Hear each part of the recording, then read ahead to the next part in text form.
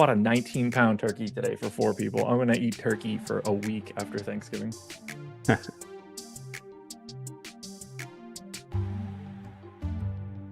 And we are live. Welcome to the NBA Deeper Dive. It is Tuesday, November 19th. I am Josh Engleman. I'm joined by DK. We're brought to you by us. We want you guys to sign up at Stokastic. Click the link in the description. We'll talk about it in a little bit. 6-game slate ahead of us. Same size slate on DraftKings and FanDuel. We don't really get that as much as we used to, which helps out because we have the NBA Cup today. And NBA Cup games are just a little bit weirder than every other game. So we'll see what that entails as we break this one down. Hit the like button, subscribe to the channel, and hit the notification bell so you know when everything goes live. Follow us both on Twitter. You can see our handles below our bodies. DK, what's up? Doing pretty good. Yeah, excited for the 6-game slate. Cup games. I think Cleveland-Boston game should be great to watch. A few other decent games too. So yeah, ready to break it all down. I'd love to find out where those other decent games are, but I guess we're going to have that conversation over the next hour. I don't see it in Charlotte and Brooklyn. I don't see it in Denver and Memphis. I don't see it in New Orleans and Dallas. I don't see it in Oklahoma City, San Antonio, and I don't see it in Utah and Los Angeles. They're good for DFS. That's a different conversation. They are less good for just simply watching a game and trying to enjoy it. But we're leading off with the one that matters most. It's, to me, the most captivating situation on the slate for a boatload of reasons that we're going to get into. I'm pulling up the injury report just so I have everything. We still have Karis LeVert questionable. We still have Sam Merrill questionable. We still have Isaac Okoro questionable. On the opposite side for Boston, Q-tag on Peyton Pritchard. Everybody else that's normally available is available. So we're seeing essentially zero ownership coming into Cleveland. 5% to Donovan Mitchell on DraftKings is the highest we have. 8% to Evan Mobley on FanDuel is the highest that we have. I certainly love the main 4 dudes from Cleveland in GPPs. There's not a scenario where I wouldn't want to have one of them in a lineup, but the ownership is interesting. Before we even get into the ownership situation, I just want to kind of talk about this game in particular. The betting markets don't support what I'm about to say, and I don't really know how to reconcile that in my mind. But if there was ever a game where you expected these teams to play it more like a playoff game and less like just a random game, this one's it. If Boston loses this game, they're done in the NBA Cup. Whether or not they care about that is a completely different question. If Cleveland loses this game, they're in deep trouble just because they'll also now not have the tiebreaker over Boston if they run out the rest of their games, which they should, as long as they don't drop more games like they did to the Hawks. Are you expecting increased minutes for the best people here? And if so, how are you handling that from a betting standpoint and from a DFS standpoint? So yes, I am expecting increased minutes here for both teams, especially Cleveland. Cleveland has been pretty conservative with the minutes for the main 4 guys all season. That's going to be Mitchell, Garland, Evan Mobley, and Jared Allen. But in a game like this, that of this magnitude, I do think they will all get a minutes bump. And for that reason, I think all 4 of them look really, really good in tournaments. Like, there's no ownership coming into Cleveland here. 5%. Donovan Mitchell is the highest owned guy. So yeah, I think all 4 of the main guys look really good in tournaments. And then you said, like, we have a few guys on the injury report, right? With Okoro, with Merrill, with LeVert. If 1 or 2 of those guys end up getting ruled out, like, I don't think Cleveland will have a choice. I think they'll just have to play the main guys big minutes no matter what. And then if, like, you do get a couple of those guys getting ruled out, then we can maybe start looking to, like, Ty Jerome or Niang. Ty Jerome's been, like, quietly really good for this team. So if you get a situation where, like, LeVert gets ruled out, he could be in play for value. But yeah, Mitchell, Garland, Mobley, Allen, I think are all guys that I really like for tournaments. I ran a little Prize Picks kind of game stack earlier where I just took, like, those 4 over on Prize Picks and then paired it with, like, Drew Holiday and Al Horford, just because, again, I do think that both these teams will probably give the main guys a few extra minutes here. So yeah, Cleveland is one of my favorite teams to target for tournaments. Obviously, and I'm sure you've seen the same sort of situation. Like, the betting markets don't imply that we're going to get 38 minutes out of Donovan Mitchell or 36 plus out of Darius Garland, or, what I think is very realistic of, like, 40 for Tatum and Brown, like upwards of 38 for White. By the way, just before we got started, the Peyton Pritchard news came out that he is available here, so we don't have to worry about that piece. I don't know how to handle this one because I don't like the way that I have it projected. It feels wildly incorrect to not be like juicing these guys a little bit in this particular spot. I mean, Boston's playing to knock off Cleveland. They're undefeated. Like, there's so much in this game, and the fact that it's a cup game.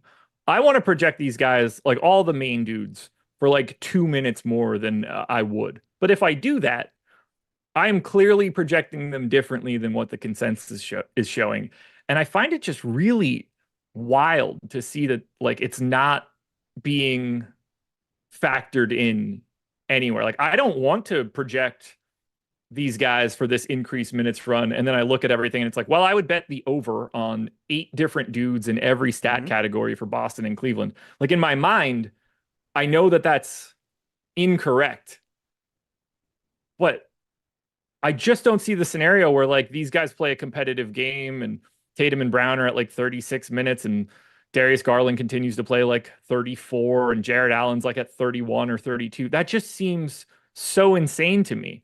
And it leads me to wanting to get to a ton of Cleveland at I mean, it's 5-4-3-2 in ownership for Mitchell, Garland, Mobley, and Allen. I want to be over the field on all of those guys. And unfortunately, when I run my stuff and get my lineups, I have one share of Darius Garland and nothing else for Cleveland. I understand they don't look good on paper like this, but that just feels wrong. Yeah, it does feel wrong. I think we're on the same page here. And you can, like, if you're in agreement with us, you can make some money in the betting market too. Like I said, I took some props already. I just feel like I would be pretty surprised if you get a competitive game and you get similar minutes from what we've been seeing for Cleveland. Even on the Boston side, I think the Boston side will see increased minutes too. So I'd be pretty surprised if that happens. It's obviously possible, and that's what the betting market is, saying. But I think that's wrong. I don't want to reference this because of the way that it sounds when I say it, but shout out to Jeffrey Epstein in chat for being wrong like he always is. Boston defense is not the same this year. Currently 7th in defensive rating on the season and not playing with the guy that makes it even better in Kristaps Porzingis. Not only is this Boston defense the same as it was last year, it's the same damn team. None of these players are any different. They're still very good at defense. Yeah, they're exceptional. They're absolutely exceptional. To think otherwise is an insane statement to make. And that will obviously be even better when Kristaps Porzingis is back. But even without him, through 14 games, they're still a top 7 defense. So, yeah. Oh, fantasy-wise, a thing that no one pays attention to. I should have known. Leave it to Jeffrey Epstein to be wrong about something like his entire life. Who do you like the most from Cleveland? That's a good question. Factoring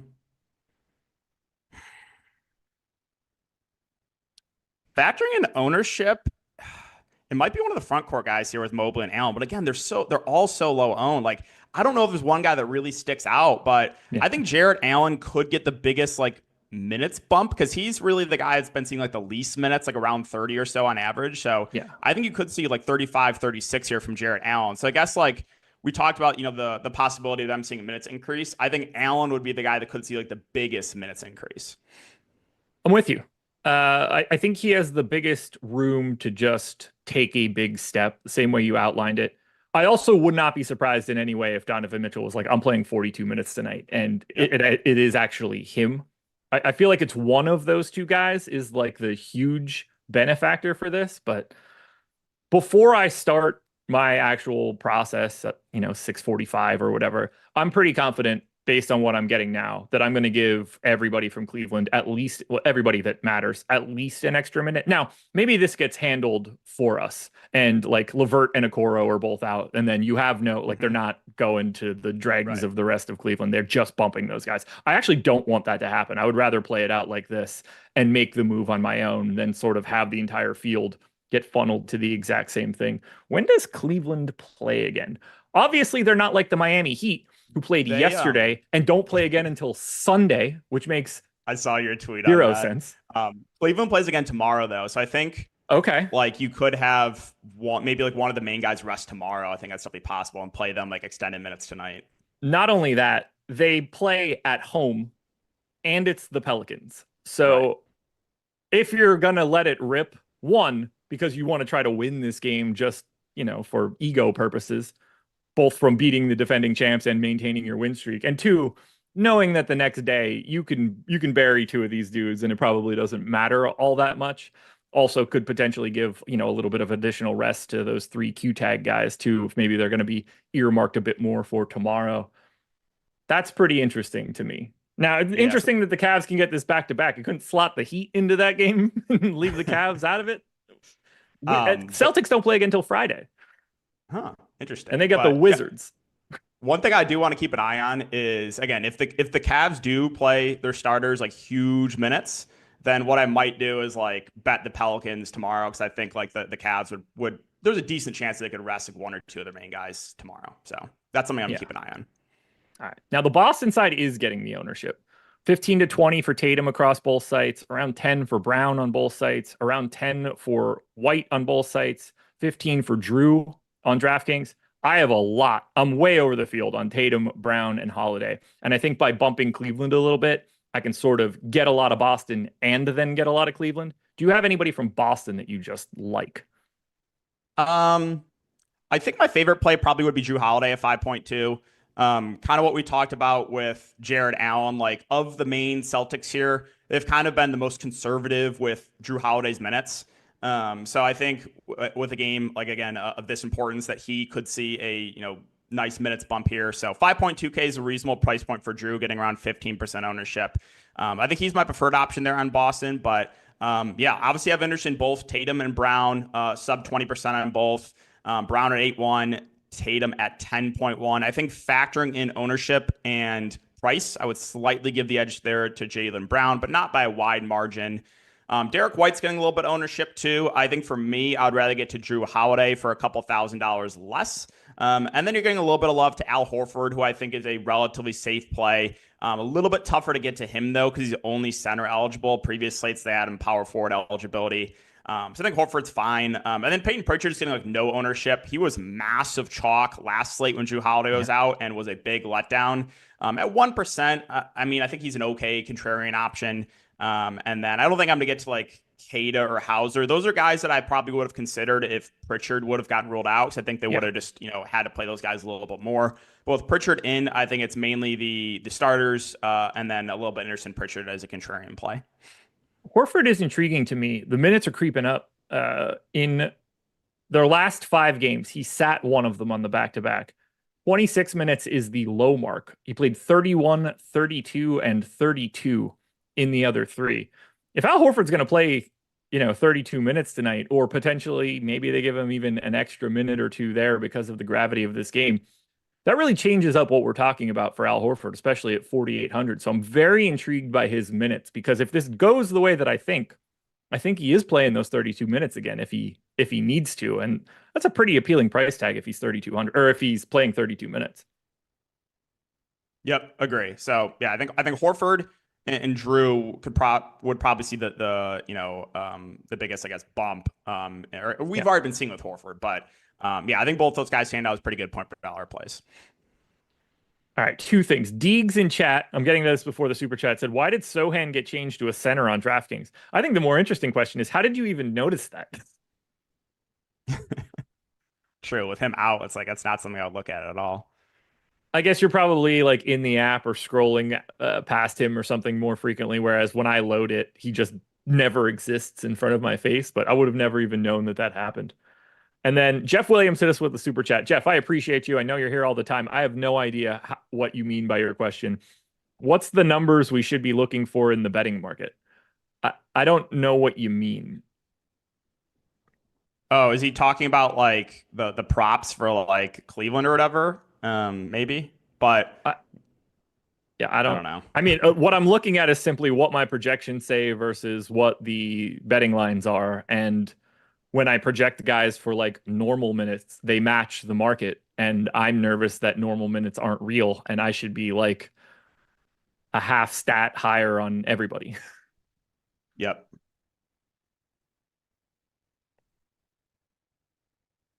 Jeff, I love you. Your follow-up didn't help. What's for Boston and Cleveland was not the mind clearing sentence that I was looking for there. But no, I'm just looking at my projections, which match the betting market largely. I have deviations everywhere, but I think there's a real case to be made that if you give Donovan Mitchell 2 more minutes and his points prop goes from like whatever 26.5, I'm just picking a number, I think it's in and around there, to 28.5. Like that is a huge difference when it comes to DFS. Like the idea of giving someone an extra, even just 2 fantasy points, carries so much more weight than you could ever imagine for running simulations. That's what I'm paying attention to. And I'm expecting to over project Cleveland by the time we get to lock. Yep. Yeah, we're on the same page there for sure. But I appreciate you, Jeff Williams. I do. Anything else here you want to add for Cleveland or Boston? Obviously, I'm very happy this is the 7 o'clock game, and like it's very clearly the best game to watch. I assume we're going to have this on playback, but I'm going to get the feeling right now that is that game a national TV game? So we have no game to watch for the first half hour. Well, I mean, Greg and I do. We'll see it. You guys won't. So come hang out with us. We'll definitely have late swap news because 7:30 start, 8 o'clock start, 8:30 start, 9:30 start, 10:30 start. We have the ability to swap every half hour for most of this slate. So late swap news, injury news, which doesn't really exist a ton. Honestly, more of it's in this first game than anything else. We're going to be able to hit that on playback, but we're not going to be able to watch any games until 7:30 starts. Then we get the lovely Charlotte Hornets Brooklyn Nets game, which I'm happy about because I can't watch the Hornets when I'm at home because they are blacked out on League Pass. But wow. All right. Hit that like button. We got 12, 13, 1,400 people in here. Well, 123 likes. That ratio is an embarrassment to chat. You guys should take that as just a mark of shame to all of you. No reason that number isn't over 200 by the time you hear me say this stuff. So go ahead, hit that thumbs up, help us out. It's really, really helpful because the schedule for the rest of the day, we need to build that bad boy up. For the live before lock crew, Greg and Eric will be here at 6. They'll take you all the way up until 7. And then Greg and I will hop over to playback. That's playback.tv/Stokastic. We are watching the games. We're talking bets. We're talking ownership. We're talking late swap strategies, all that stuff. And we're watching the games too. Link up a League Pass account if you have it, and you can watch whatever game we're watching. If you don't have League Pass, you can get potentially one of our 20 VIP passes, and then you'll be able to see everything that we're looking at. But unfortunately, from 7 to 7:30, we can't watch Cleveland Boston with you. Greg and I will watch it and we'll let you know. I'll do the best play-by-play you've ever seen. Alexander Mark says, Josh in the Charlotte area? Raleigh here. No. Wilmington, brother. Wilmington. I'm closer. I'm in the better spot. Screw Charlotte. Speaking of Charlotte, the 2.5-point underdog Charlotte Hornets are in Brooklyn. 221 total. We have very limited injury news for this one. We have a Q tag on Trey Mann, lower back soreness. All of their centers are still out. Not Grant Williams, but you know what I mean. Probable tag on Dorian Finney-Smith. Probable tag on Cam Thomas. Zaire Williams is available. Everybody else that's normally out is out, including Nick Claxton. We could start on the Charlotte side where nobody's really separating in a big way. We do have LaMelo Ball in and around 20% on both sites. Brandon Miller's between 15 and 20. We've got 10 to Grant Williams and Miles Bridges on DraftKings. Right around 10 for Bridges on FanDuel. No real ownership coming into anybody else. What are you liking here for Charlotte in basically the inverse matchup of Cleveland and Boston? Yeah, so for Charlotte, LaMelo's getting the most ownership, as you said, 9.8K. They've been going a little bit over-owned, but obviously he has a ceiling, and if you're going to get to LaMelo Ball, that's totally fine. I do like Brandon Miller at 6.6K with his eligibility. Shooting guard, small forward, a little over 10% ownership. The numbers have been good for Brandon Miller. The assist numbers have ticked up a bit. over the last 5 games, averaging 51 passes made, 7 potential assists per game. He's also getting a lot of shots up too. Like over the last 5 games, 17, 16, 18, 17, and 20 shot attempts. He just hasn't been efficient shooting.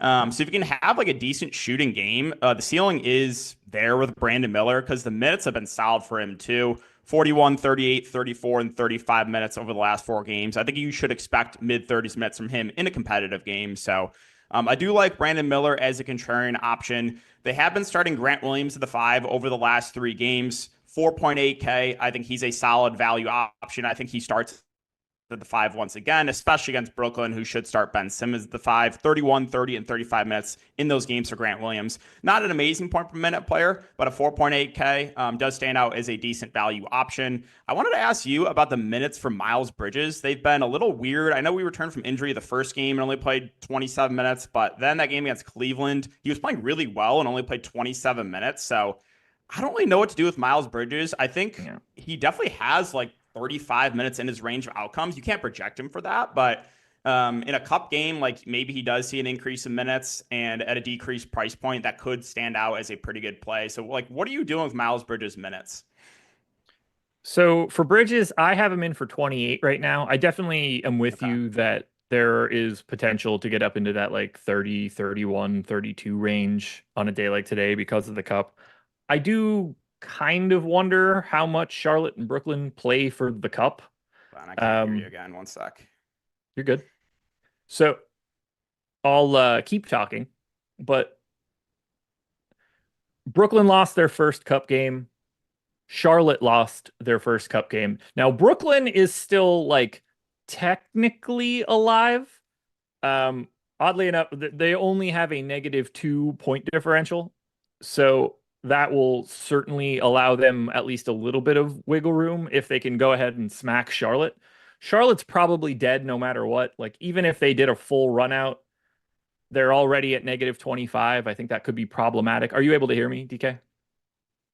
Yeah. So I don't know how much Charlotte and Brooklyn put the pedal to the metal in the cup. They've already both have a loss. Whoever loses here is 100% out. Charlotte's already got a -25 point differential from their first loss, so they're probably dead no matter what happens. So I don't know how much it matters for these guys in particular, but it's certainly something that could be out there, especially in like a blowout. I wouldn't be surprised if like Brooklyn tries to, like if Brooklyn blows them out, I wouldn't be surprised if they keep everybody out there, but they also don't want to win either. So I don't know. I'm less worried about this one from a cup perspective. Okay. And then as far as the rest of this team goes, keep an eye on the Trey Mann injury. Could open up a little bit of minutes for guys like Cody Martin, Josh Green. The minutes on Moussa Diabate went way down last game. He had a couple games where he played really well, like 30, 25 minutes too. So, I think he's reasonable contrarian play, but again, he's only center eligible. So I don't think there's anyone else on Charlotte, though, that I would look to. I basically just have like right around 10% for all of the main Charlotte dudes. Ball, Miller, Williams, Bridges. And even though he is absolute death from a DFS perspective, I don't hate the value that Josh Green brings at 3,500 for a small forward, power forward eligible guy. Unfortunately for us, and this is something I highlighted on the strategy show today, he is the 9th worst per possession player in fantasy of anybody that is even like remotely close to being in the league based on my model. PJ Tucker, Gabe Vincent, Gary Harris, Cam Reddish, Eric Gordon, Johnny Davis, Jordan Walsh, Caleb Houston, and then Josh Green. 29.7 DraftKings points per 100 possessions. It does not get much worse than that, but I do like the value option of him as like a GPP difference maker, but be ready because that dude doesn't do a damn thing when he's on the floor. Yeah, I honestly expected him to be a little bit better for this team as far as like offense goes, but yeah, he's been real bad. I've been keeping an eye on it, like just given the minutes. So the Brooklyn side of this one looks wild. Here are the ownership numbers for Schroeder, Thomas, Cam Johnson, Dorian Finney-Smith, Zaire Williams, and Ben Simmons. This is on DraftKings. It's not all that different on FanDuel, just a little lighter. 25, 20, 25, 25, 20, 25. FanDuel 12, 20, 12, 14, 10, and 28. So they're all in double digits across both sites. but everybody is 20 to 25% owned on DraftKings. So I'm just going to open it up wide. Do you have a preferred Brooklyn net? Because I do. Yeah, for me, I like the upside on Cam Thomas, sub 7K shooting guard, small forward eligibility, coming in around 20% ownership.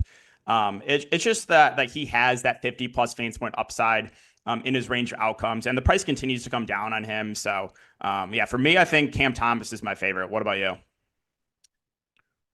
It is not Cam Thomas, although he is a guy that I have pitched basically every show that the Brooklyn That's Nets your boy. are.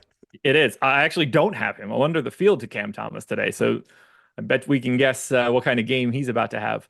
The guy that I have the most of anybody here is a significantly better version of what I just talked about. I've got a ton of Zaire Williams today. Shooting guard, small forward eligibility, 3,900.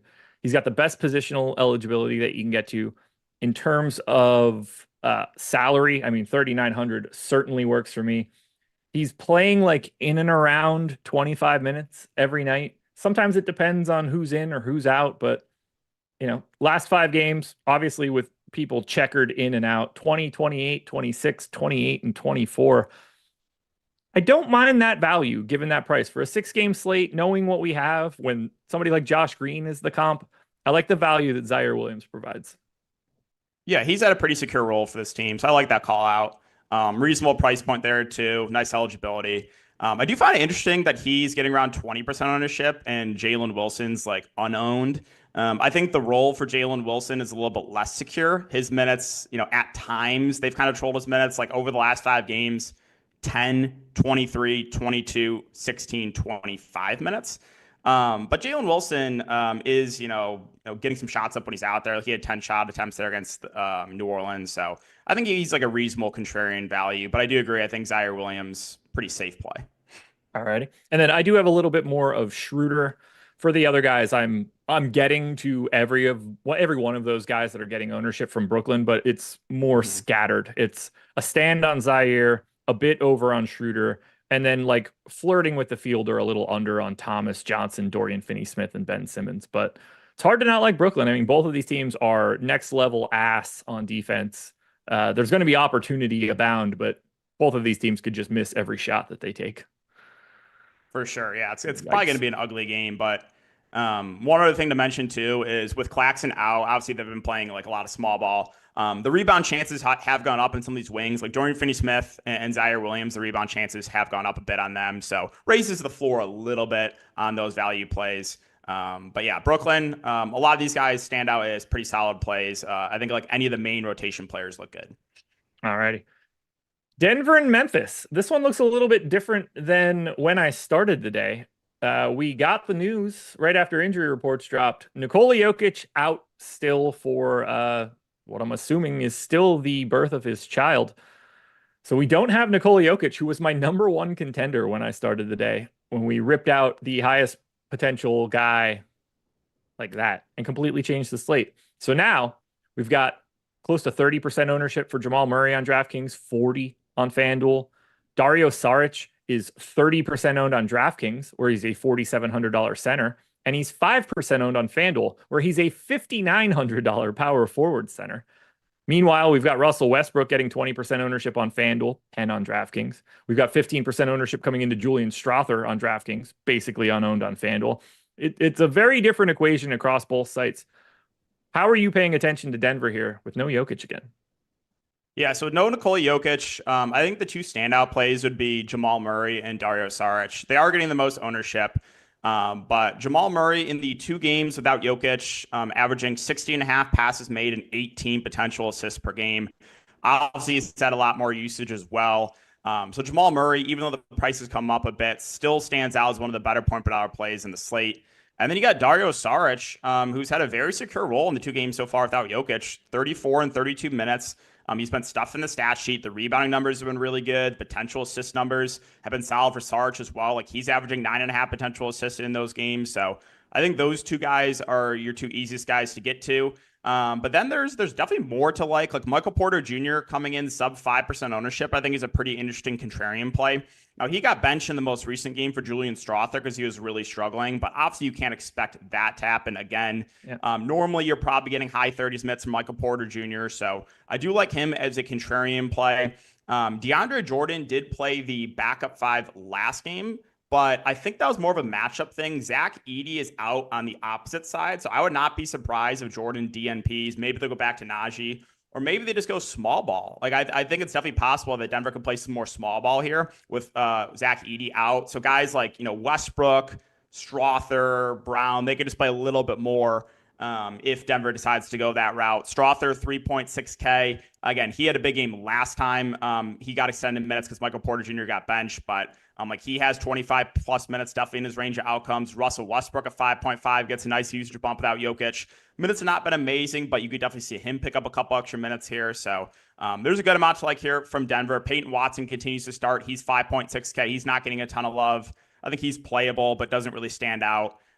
So yeah, I don't think I'll get to anyone else, but Murray and Sarge have the easiest guys to get to. And then factoring in ownership, I like Michael Porter Jr. as a contrarian play.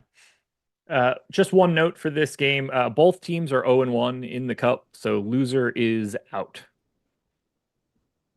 On the Memphis side, there is basically nothing coming in, and good God, do I hate this team. Around 10% ownership on both sites for Triple J, around 10% ownership on both sites for Desmond Bane. No one else is really getting any love outside of Brandon Clark on FanDuel. He's actually 25% owned. He's 3,900, but he's power forward center eligible, and we don't have Zach Edey. So I understand why Clark is getting a little bit more love on FanDuel, but as I see Memphis, I can't imagine clicking on one of these guys unless the name is Jackson and Bane, and I'm really not getting to either one of those guys either. There's just too many bodies. Yeah, I mean, they've been running a pretty gross rotation, like 10 to 11 guys on a nightly basis. If Marcus Smart's in, I think they definitely play 11. But I think the guy that I like the best would definitely be 7.3K Desmond Bane. Shooting guard, small forward eligibility, coming in a little over 10% owned. Like the upside in him quite a bit. In his first couple of games back from injury, he has played 27 and 29 minutes. I think he has like 32, 33 minutes in his range of outcomes in a game like this. And again, gets a nice assist bump and usage bump with John Moran off the court. So I think Desmond Bane probably the easiest guy to get to. Now with Edey out, you're going to have Brandon Clark and Jay Huff probably play a little bit more. But I also think that you're going to get more Jaren Jackson at the 5 because you look at the opposite side. It's not like Denver's a big team without Nikola Jokic, right? They're kind of playing small ball with Sarge at the 5. So I think Jaren Jackson Jr., when he plays more at the 5, the floor plus ceiling goes up. So that makes him somewhat appealing. So yeah, Bane and Jackson, the two easiest guys to get to. Vince Williams, I think, is like an okay value. He dealt with some foul trouble last game and only played 14 minutes. The game before that, I want to say it was 24 minutes. And then, yeah, the two centers I think are a little bit interesting, but I am worried again that they can just go more Jaren at the 5. Yeah, I just don't see me getting to much here. I have one share of Vince Williams, one share of Triple J. I don't really think that's going to be something that changes all that much by the time we get to lock. It's just a tough team to want to get to because the whole damn team is a part of the rotation. Yep. Yuck. Yuck. All right, guys. You listened last time out. We're up to 300 likes. It feels like we could get to 400 before we get to the final break. But for right now, I want you guys to sign up at Stokastic. It's very easy. Jordan will drop a link in chat. There's also one in the description of this video. If you click it, it's going to take you to a page that outlines what you need to do to qualify for that free month. And it's basically simple. It costs you nothing into our pockets. You're just going to get a month of whichever sport you pick for free. All the sims, all the projections, all the ownership, everything. But all you have to do is sign up through one of our affiliates, whether that's on the Pick'em side or the Sportsbook side. So depending on which state you live in, you might have different eligibility for different sites. But there are deals for, 10 plus different options across those sites. Underdog, FanDuel, Better, Sleeper, Caesars, DraftKings, FanDuel, BetMGM. The list goes on and on. And wherever you sign up, they're offering you something during that sign up, whether that's a deposit bonus or some bonus bets. One way or the other, you're getting a benefit for that sign up and you're getting a free month of Stokastic. All you have to do is follow the 4 instructions at the top of the screen. It's very simple, and we'll be able to get you hooked up, and you'll be behind our paywall for a month. You can hop into Discord, hang out with everybody in there. If you're using our avatar as well, and you finish in the top 3 of a contest with 5,000 or more entries, you can tack on another month and join the Hall of Fame. It's an incredible deal, and it costs you $0. So if you're here regularly and you've never came in behind the paywall at Stokastic, we're making it very easy for you to do it. And you don't even have to spend a cent other than just establishing some sort of minimal bankroll at a different site, or put in whatever you want. Maybe it's a huge deposit match bonus and you want to take advantage of it. But even if you want to put in the least amount that you can, it's still going to get you a month if that's what you're looking for. So click those links, sign up. The New Orleans Pelicans are 12.5-point dogs in Dallas, 222 total. This is the game with the lowest pace in my model. Not a lot of ownership coming into the Pels on DraftKings. It's basically just Trey Murphy and nobody else. 20% to Murphy. Next highest guy on DraftKings is 6. Very different on FanDuel, where Murphy is double that number. He is 43, $5,400 shooting guard, small forward. But we're also seeing 10% ownership coming into Brandon Boston. And because FanDuel doesn't know that 8 guys are out for the Pelicans, Brandon Ingram is small forward, power forward eligible, $8,600, $700 cheaper than his DraftKings price. That's getting him to 25% owned. I think those guys should be pulling a ton of ownership on FanDuel. On the DK side, I kind of like Brandon Ingram as like a GPP pivot. It's not getting much ownership, but there's not much that looks good here to me other than Trey Murphy. Yeah, I think Trey Murphy, definitely the easiest guy to get to. Agree with the ownership there. 5.6K. In his most recent game, he played 30 minutes. They rested him on the second end of a back-to-back, but I think he has like low 30s minutes for sure in his range of outcomes. The minutes have slowly ticked up, 26, 26, and then 30.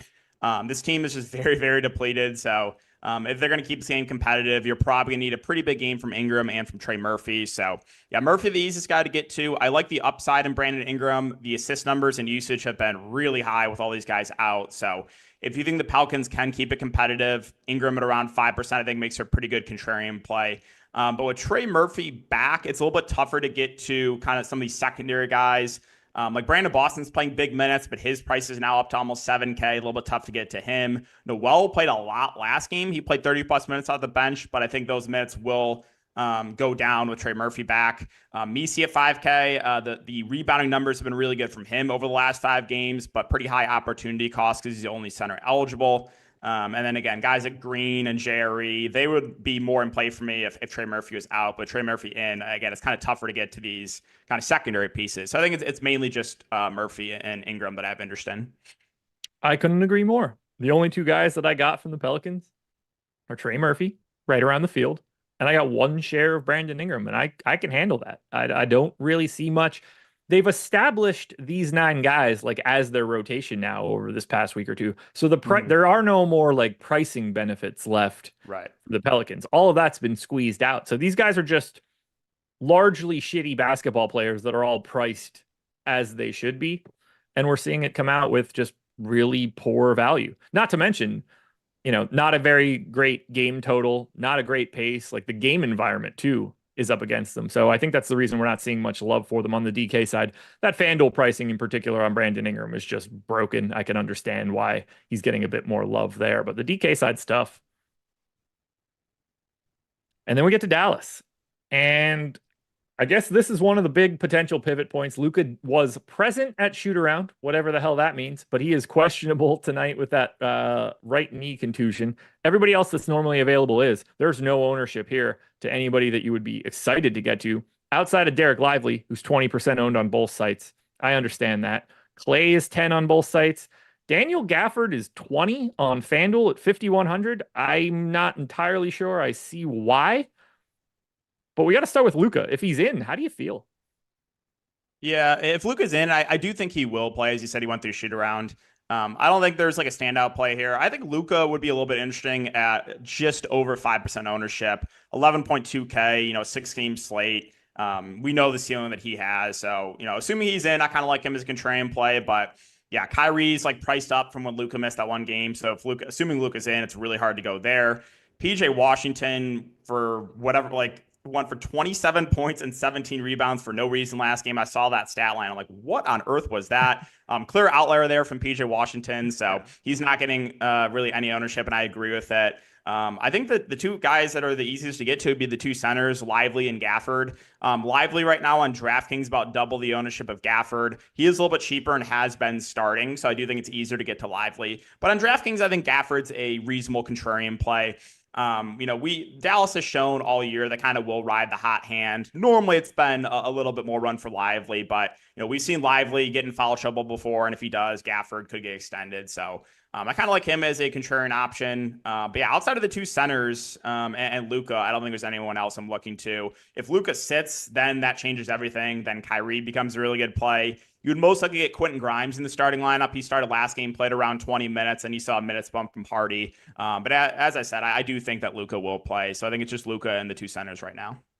Yeah, I think we're on the same page there. I like the Lively piece that I'm getting to. I don't have really any Gafford. Kind of scares me a little bit just because the path for Gafford's minutes is very clean. It's just something's not going great with Derek Lively. But for right now, I basically only have Lively and a lone share of Luka Doncic. It's a gross game. What are their records? So the Pels beat Denver in their first game. Dallas lost to Golden State, I guess. Yeah, they had to have lost to Golden State. So Dallas needs this one to stay alive in the cup. Technically, New Orleans is still alive even if they lose, but let's be clear here. They're not alive in any way. This could have been a really ridiculous group. Warriors, Pelicans, Mavs, Grizzlies, Nuggets. That is loaded if everybody's healthy. Yeah, if everyone is healthy, that would be an insane group.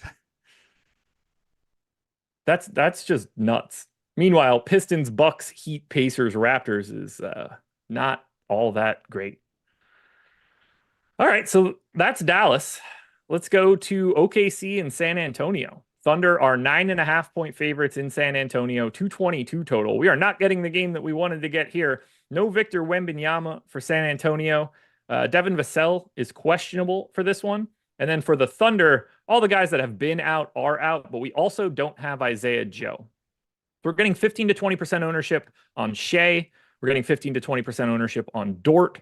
We're getting 10 to 15 on Jalen Williams. We got around 10 for Case and Wallace on DraftKings, around 15 for Aaron Wiggins on both sites, around 15 for Caruso on FanDuel. It's a very weird team. What stands out? Yeah, it's a weird team for sure. Lou Dort right now is getting the most ownership. I think he's probably the easiest guy to get to, coming in at 4.8K. The minutes have been very secure for him with Chet out. Like over the last 5 games, 30, 35, 32, 32, and 36 minutes. The rebounding numbers since Oklahoma City is just playing without a center have gone up for guys like J-Dub and Lou Dort.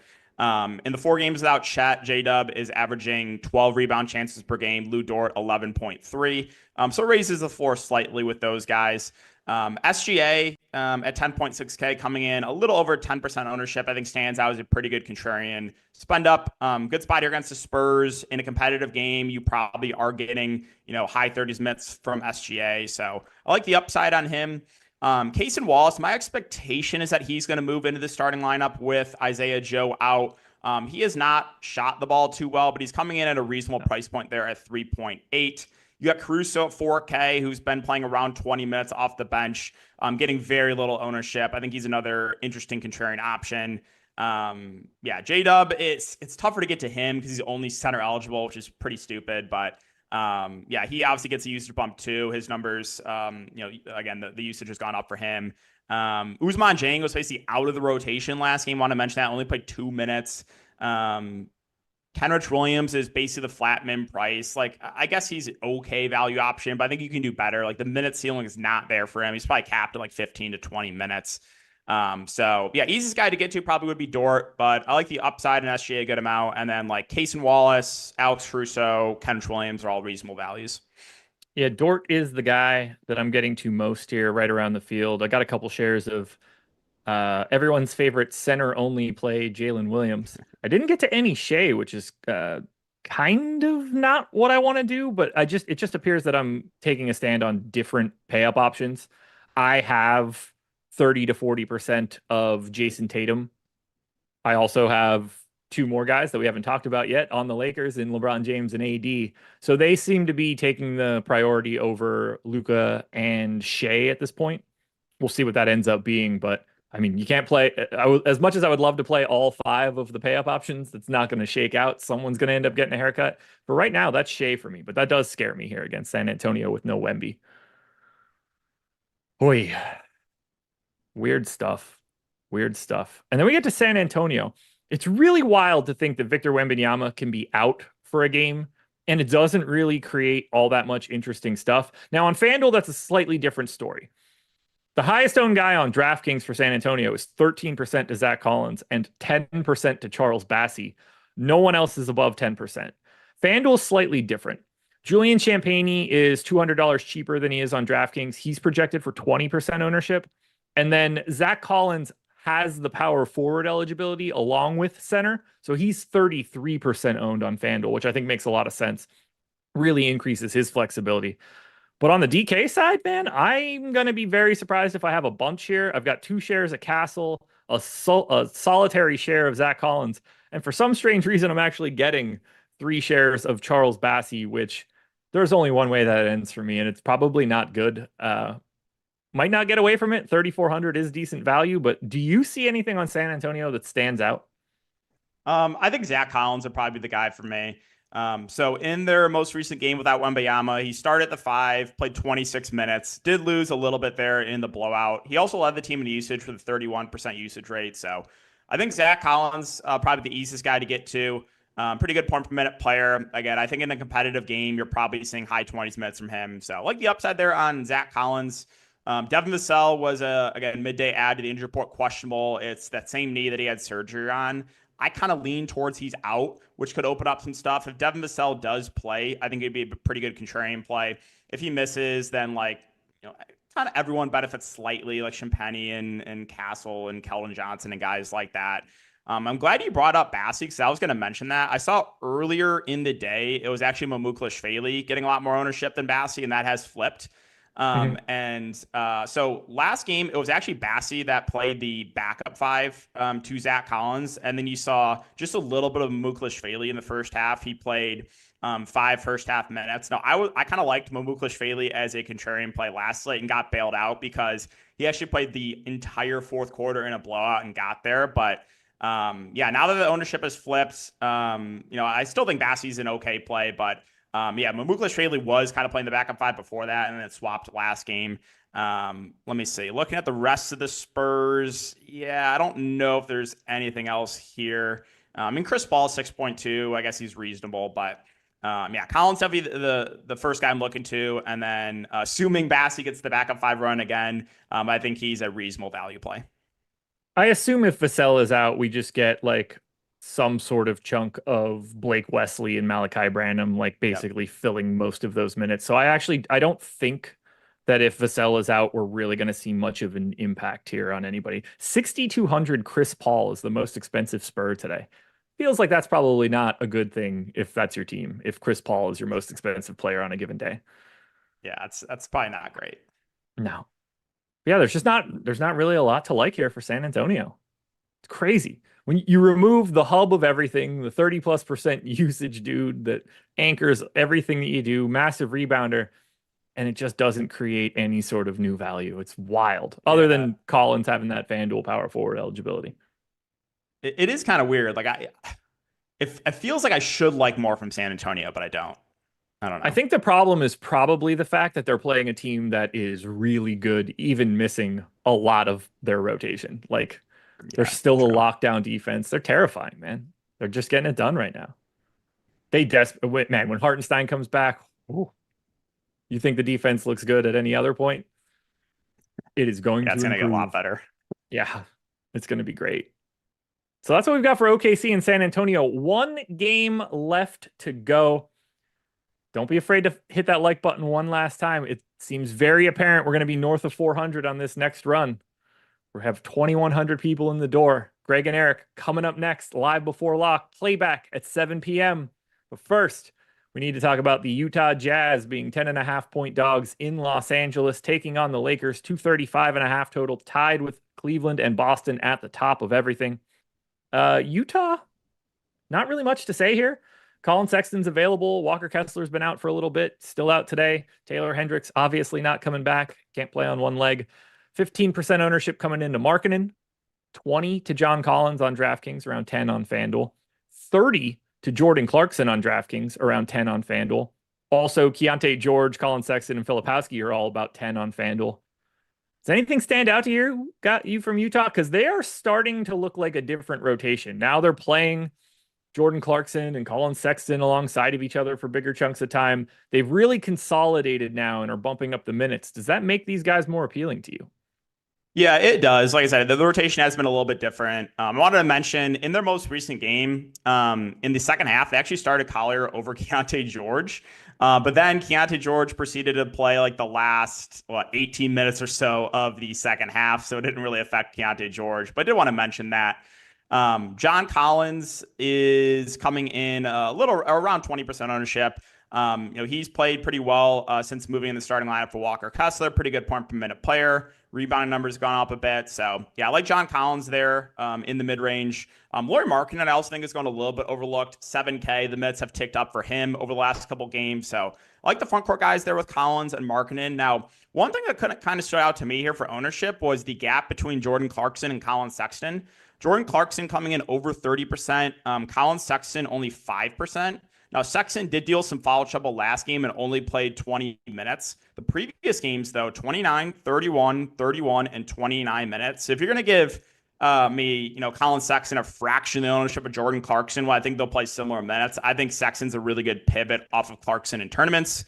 And then Keontae George, very low owned. Again, he has been struggling, but still playing pretty solid minutes. Filipowski, I think, is a little bit tougher to get to on this slate. So I think the two preferred options for me, Collins and then Markkanen. And I like Colin Sexton as a pivot off of chalk Jordan Clarkson. Yeah, the 33% ownership Clarkson, 5% ownership Sexton thing, with Sexton having the MPE. So he's $400 more expensive, but that's like buying you additional flexibility. I got no Sexton and 50% Clarkson. I couldn't hate that more. Like, that is disgusting to look at. It flies in the face of everything that I like believe about DFS. I think it should be like a 2-to-1 relationship for Clarkson to Sexton. So I'm anxious to see what happens when I start making some tweaks after this. I fully agree with your Collins take. He is the guy that I actually have the most of from Utah. I have some marking in. I'm right at the field. I wouldn't mind getting to a little bit more here, especially if this game ends up competitive. There's only so many guys that are going to do it. But it's Collins and Clarkson, just like the ownership, is where I actually have my eye. I'm going to try to get a little bit less Clarkson there and maybe have to give Sexton an extra minute, offset that a little bit, because it could just as easily be a Sexton day. And if they're 30 to 5, and that 6-to-1 relationship is a little too extreme. Yep, totally agree. And we close it out with the Lakers. AD, probable. Bronny James, doubtful. Rui Hachimura, questionable. That will matter quite a bit. If Rui ends up out or not, we'll create a little bit more value. But we're really only looking at 3 things on the Lakers right now, assuming Rui plays. It's 35 to 40% ownership on LeBron. It's 25 on DraftKings, 45 on FanDuel for AD. And it's like 20 to 25 for Austin Reeves on both sites. I should mention it's 10% to Rui on FanDuel, just a different site. He doesn't look particularly fantastic there. But it's a lot of LeBron, it's a lot of Reeves, it's a lot of AD, and I've got 40% of LeBron and AD. I think these guys look fantastic here in a matchup against Utah. This defense is probably the worst in the league when Walker Kessler's not around. Yep. LeBron, AD, both stand out as really good plays. We've mentioned this before, but since they moved D'Lo to the bench, the assist numbers have gone up for LeBron, potential assists on both him and Austin Reeves. So that's a benefit to those guys. Rui Hachimura is questionable. Now, he was unable to practice yesterday, so my expectation is that he will sit. I think you'll see Dalton Connect once again start. Connect had a huge game last time out. So I think he's got an interesting contrarian play. Right now, only projected for 1%. I expect that to go up, but this is the late game, so you might not get this news until after the other 5 games start. And then if you get like Rui Hachimura rolled out, you could get Dalton Connect at really low ownership. You did have Max Christie start last game for Cam Reddish, but Cam Reddish is back. Do you think that if Rui Hachimura is out, that the other 2 starters are going to be Reddish and Connect? Yeah, probably. Okay. The Christie complication is real. That's why I think Christie could start over Reddish. He's not really out there for offensive purposes, but solid defender, and I think kind of fits well with that lineup. So At 30 minutes in both of the last two with Rui out, one of which had no Reddish, the first of which did have Cam Reddish. It all comes down to the Rui piece. Like if Rui is in, then we can feel pretty good about like relatively limited minutes on Connect. Not like it's not going to be, you're not projecting, you can't get him up in the 28 range or anything like that if Rui ends up in. If Rui's out, you certainly feel way better about Connect's minutes. And then Christie Reddish is like, which way are they going to go with this one? Exactly. Yeah, that's where the uncertainty for me is, like the Christie Reddish thing. I'm like, I'm not really sure what they would do there.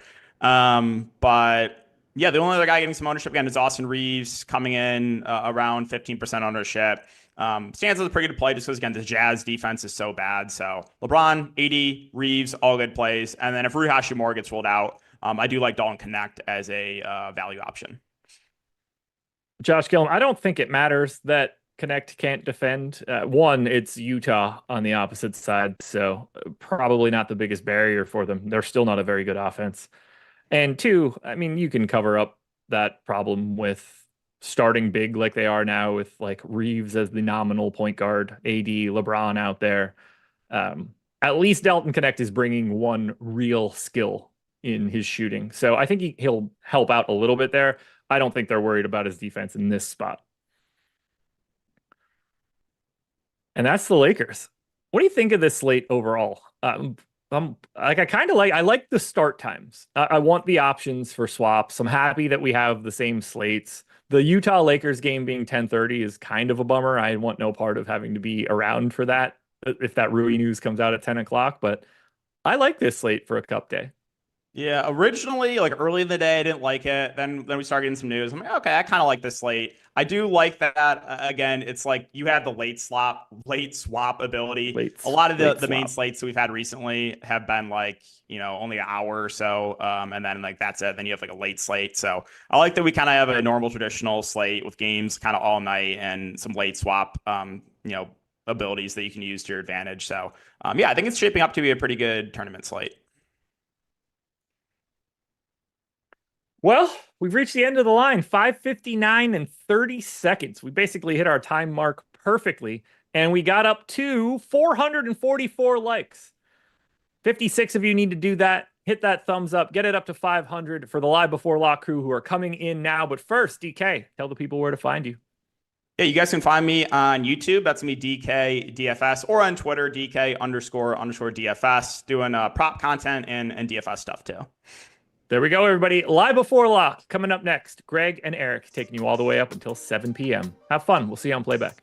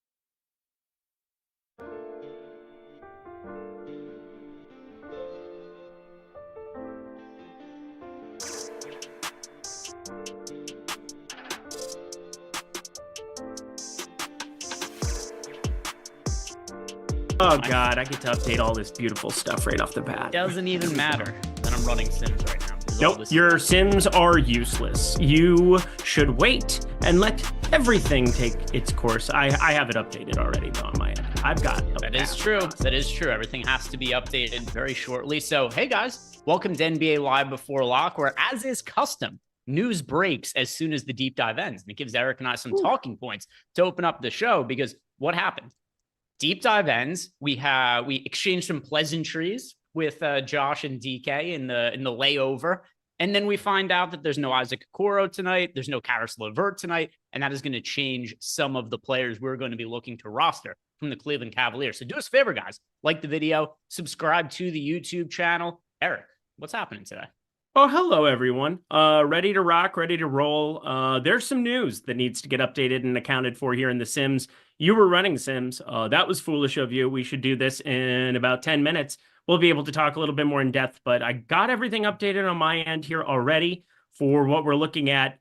Oh, boy, it's going to be a pretty consolidated rotation, and now it's got consolidated-der on the Cleveland side of things. Let's roll.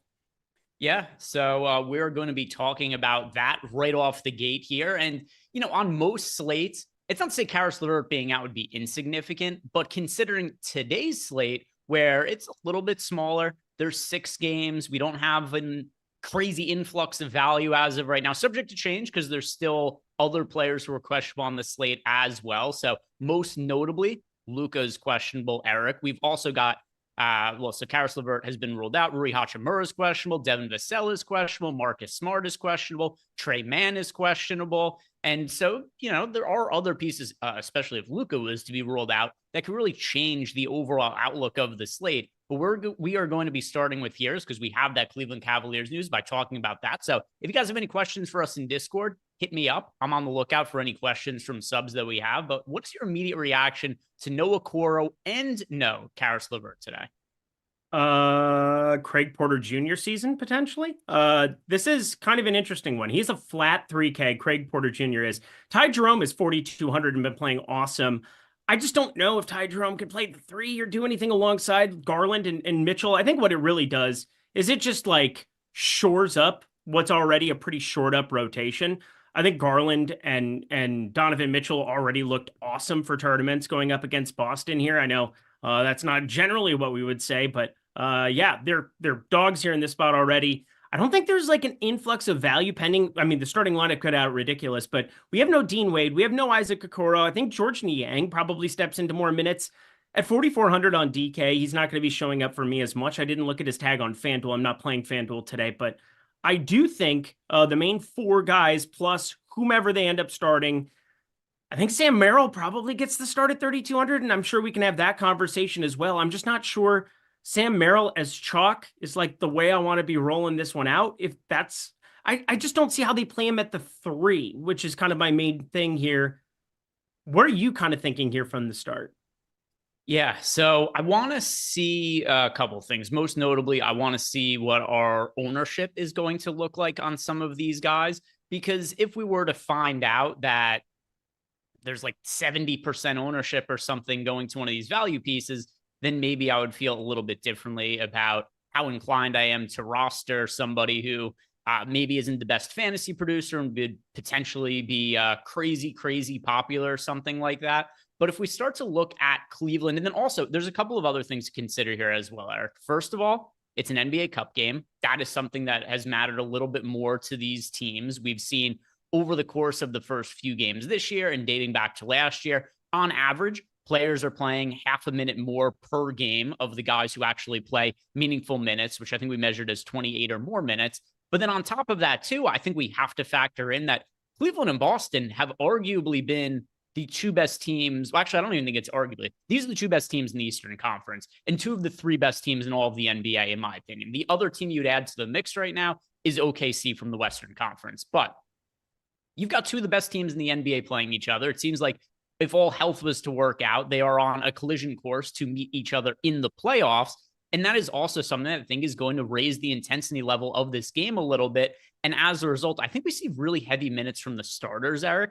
So I think that what we should anticipate here is, yeah, there are guys off the bench who, like George Niang, I think that he's somebody who would become more viable now. But in addition to that, I think we have to think that Evan Mobley, Donovan Mitchell, Darius Garland, and Jared Allen are all going to play really heavy minutes.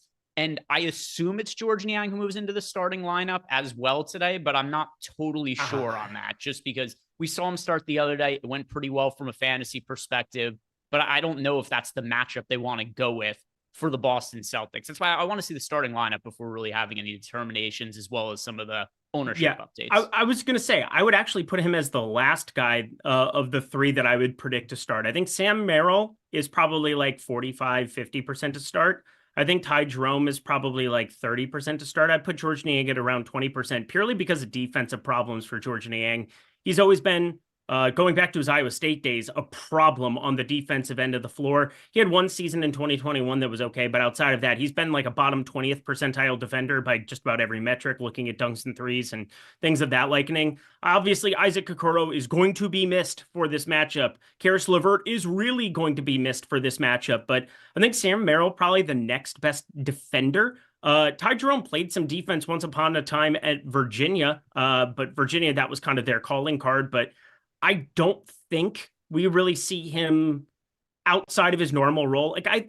Despite that his shooting is just completely unsustainable by just about every metric, 71.1% true shooting, 52.6% three-point shooter on the season in 276 minutes, ridiculous stuff from him. I still think that we probably run into Sam Merrill getting that first crack at it. Could be. I was going to say I'd be surprised if it isn't one of the three of Ty Jerome, Sam Merrill, George Niang. But I feel like anytime we've done this, when there's been players ruled out, there's been a complete curveball where somebody that we don't expect at all starts. That's extrapolating. Enrique Freeman, I mean, I said something dumb. I felt something dumb coming on that one. Like, at least I've been willing to say that I thought something dumb was coming. I mean, if JT Thor gets the start here, I quit. Like, that would be the guy that immediately I would just be like, what are we actually effing doing with our lives? We'll see. We'll see. They don't have that many. They don't have that many active. There's fringe guys that they are going to have who I think maybe if this wasn't an NBA Cup game against the Celtics, they would maybe not start, but be apt to give minutes to. Like, I gave minutes to Jalen Tyson. Some of the JT Thor type characters that you just mentioned. Like, I don't think JT Thor is all that likely to play today. But if this was a lesser leverage game, maybe he would be more apt to see rotation minutes. But yeah, we should be getting that starting lineup shortly. And let's see, do we have projections updated on this site? I don't know. I did give 3 minutes to Jalen Tyson because I really don't know what else to do. As far as breaking up some of those minutes, he's at least 6'6" and has like some type of a frame where he can do the defensive thing. Ty Jerome does too, to some extent. He's just a little bit more slender. I mean, this is going to be really hard. I mean, I'm kind of mad that I didn't bet Boston in hindsight 4.5. It moved to 5.5. And now, I mean, getting LeVert and Okoro, I thought one of them would play and then would play a boatload of the minutes. That's kind of what I was planning on. But no. That is, and with this being the first game, we do have Rui news coming up later. We have Devin Vassell news coming up later. Not saying that it opens up this freight train of value like it might on another slate, but those are at least pieces when we get consolidated minutes like we're seeing for the NBA Cup the last year plus that they've done this. We at least need to consider anybody who's starting to be more valuable than they otherwise might be. And we do have a projections update that just came through. So I'll tell you which way it is that our data team is leading. We'll look at both the DraftKings and FanDuel projections. I've got DK pulled up right now, and I see Jordan's pulling it up on screen right now. And we currently have, it looks like George Niang projected to start. We've got George Niang in for 28 minutes, Ty Jerome for 25 minutes, Sam Merrill for 26 minutes, and then Craig Porter Jr. for 19 minutes, and then just some leftover minutes to guys like Luke Travers and Jalen Tyson. What this overall means for the value of guys on Cleveland, well, we've got Donovan Mitchell at, actually surprisingly, nobody projects out crazy well from this team on a points per dollar rate. Part of that is going to be that the team is a little bit expensive here. I mean, 7,700 for Garland, 7,900 for Mobley, 9,000 for Donovan Mitchell. But anyway, Donovan Mitchell, about 45.5 fantasy points. Evan Mobley, about 37.5, 37 for Darius Garland. We've got 34 for Jared Allen. Ty Jerome in for 22.2 fantasy points. George Niang at 19 fantasy points, but he's 4,400 now on DraftKings. And then Sam Merrill for right around 16.5 fantasy points at 3,200. And then Craig Porter Jr., 16 fantasy points at the flat min. And then if you look over on FanDuel, let's see what we have for pricing on some of these guys. Yeah, it's really similar. Niang's 4K on FanDuel. Craig Porter's 4,200. Sam Merrill's 3,800. Ty Jerome 4,900 on FanDuel. There are certainly guys in play that weren't before, but I don't think there's anybody that we look at and say, oh, that is a can't miss value option pending the starting lineup. With you. We've got some super chats here that came in. First one is from Jeff Williams. He says, what's the numbers that we should be looking at in the betting market? Well, here's one thing you should definitely be looking at. We have a new promo that started today. We want to get some of you who are been either playing DFS for a while, maybe you're a sub to Stokastic, maybe just been watching our shows for a while. We would like you guys to try out our betting tools now that betting has become much more, well, not, it's always been popular, but now it's more readily available. Lots of states have it. We've got our new portfolio EV tools, which have been crushing this year. And if you guys sign up, and this is an exclusive offer just to people who watch our DFS content, because we're not going to be promoting this on the site. We're not promoting it on social media or anything. Anybody who watches our shows that signs up for our OddsShopper portfolio EV tools with the promo code exclusive, there's a link for that down below in the YouTube description box. So you guys know the deal with promos, those links, they've already got the promo added in. So it's the easiest way for you to not even have to remember the promo code. You just click on that link. It's already loaded in, but the promo code is exclusive. And if you sign up with that link in that promo code down below, you get 30% off a monthly package of OddsShopper portfolio EV. So a really good way to start getting into our tools for betting. And if you guys have been tailing my betting threads that I do on Twitter, which I started with a $100 bankroll just to show that you could use these tools and that you don't have to have a massive bankroll. So I started on day one of the season with $100, and now it's nearly up to $400. And before long, it'll be $500, then it'll be $1,000, and keep growing. And if you want these tools for yourself, 30% off of that link down below. But anyway, Jeff wants to know, what are the numbers you'd be looking for in the betting market? Well, first, outside of that 30% off deal, is there anything else that you are eyeing to bet on for tonight, Eric? Yeah, I mean, we do have small bits of value that we can find here and there across the marketplace. I think Devin Vassell is a piece of news that matters from a betting perspective a little bit more than it does from a DFS perspective, because I already like Stephon Castle as like a contrarian option to get to. I'm playing a limited number of lineups tonight, just playing 20 max because I'm busy, but Stephon Castle is sitting at 6.5, 7.5 rebounds plus assists. And this is a kid out of UConn. He's a top 5 pick. He's, very good and a winning basketball player. He's already got like an estimated plus minus that's on the rise and above the positive column as the season goes on, which is kind of rare for some of the ancillary rookies that aren't Victor Wembanyama, that aren't Chet Holmgren. So he's somebody that I think in this cup format type stuff could end up seeing a surplus of minutes. It is OKC on the other side too, and Castle's a much better defender than Malachi Branham, than some of the other guys that they could potentially be bringing off the bench to fill out those minutes. I think the 6.5, 7.5 rebounds, depending on where you get it, how you got it, it was plus 112 at FanDuel. It's 7.5. Now it's 6.5 minus 142. That's a little bit hefty. 6.5 at minus 135 on DK. That is the best spot to go bet this here at the moment. Also a really good pick'em edition. It's available at 6.5 on a number of pick'em sites. So take a look at that one. I think that that's one that I've kind of like highlighted starred because I think Vassell is closer to not playing than playing tonight. Let's see. I'll go over to the portfolio V tools. A couple of things that are standing out, just big numbers. Under 32.5 points for SGA. That's one that right now is towards the top of the board. Best available line minus 105 on DraftKings. Dario Saric under 1.5 threes. Best available line there is on FanDuel. So those are a couple of ones from the portfolio V tools that are standing out as of right now for you there, Jeff. Then Alex Morris is asking us, what's up, fellas? What is the Mike Tyson's ass cheeks play of the night?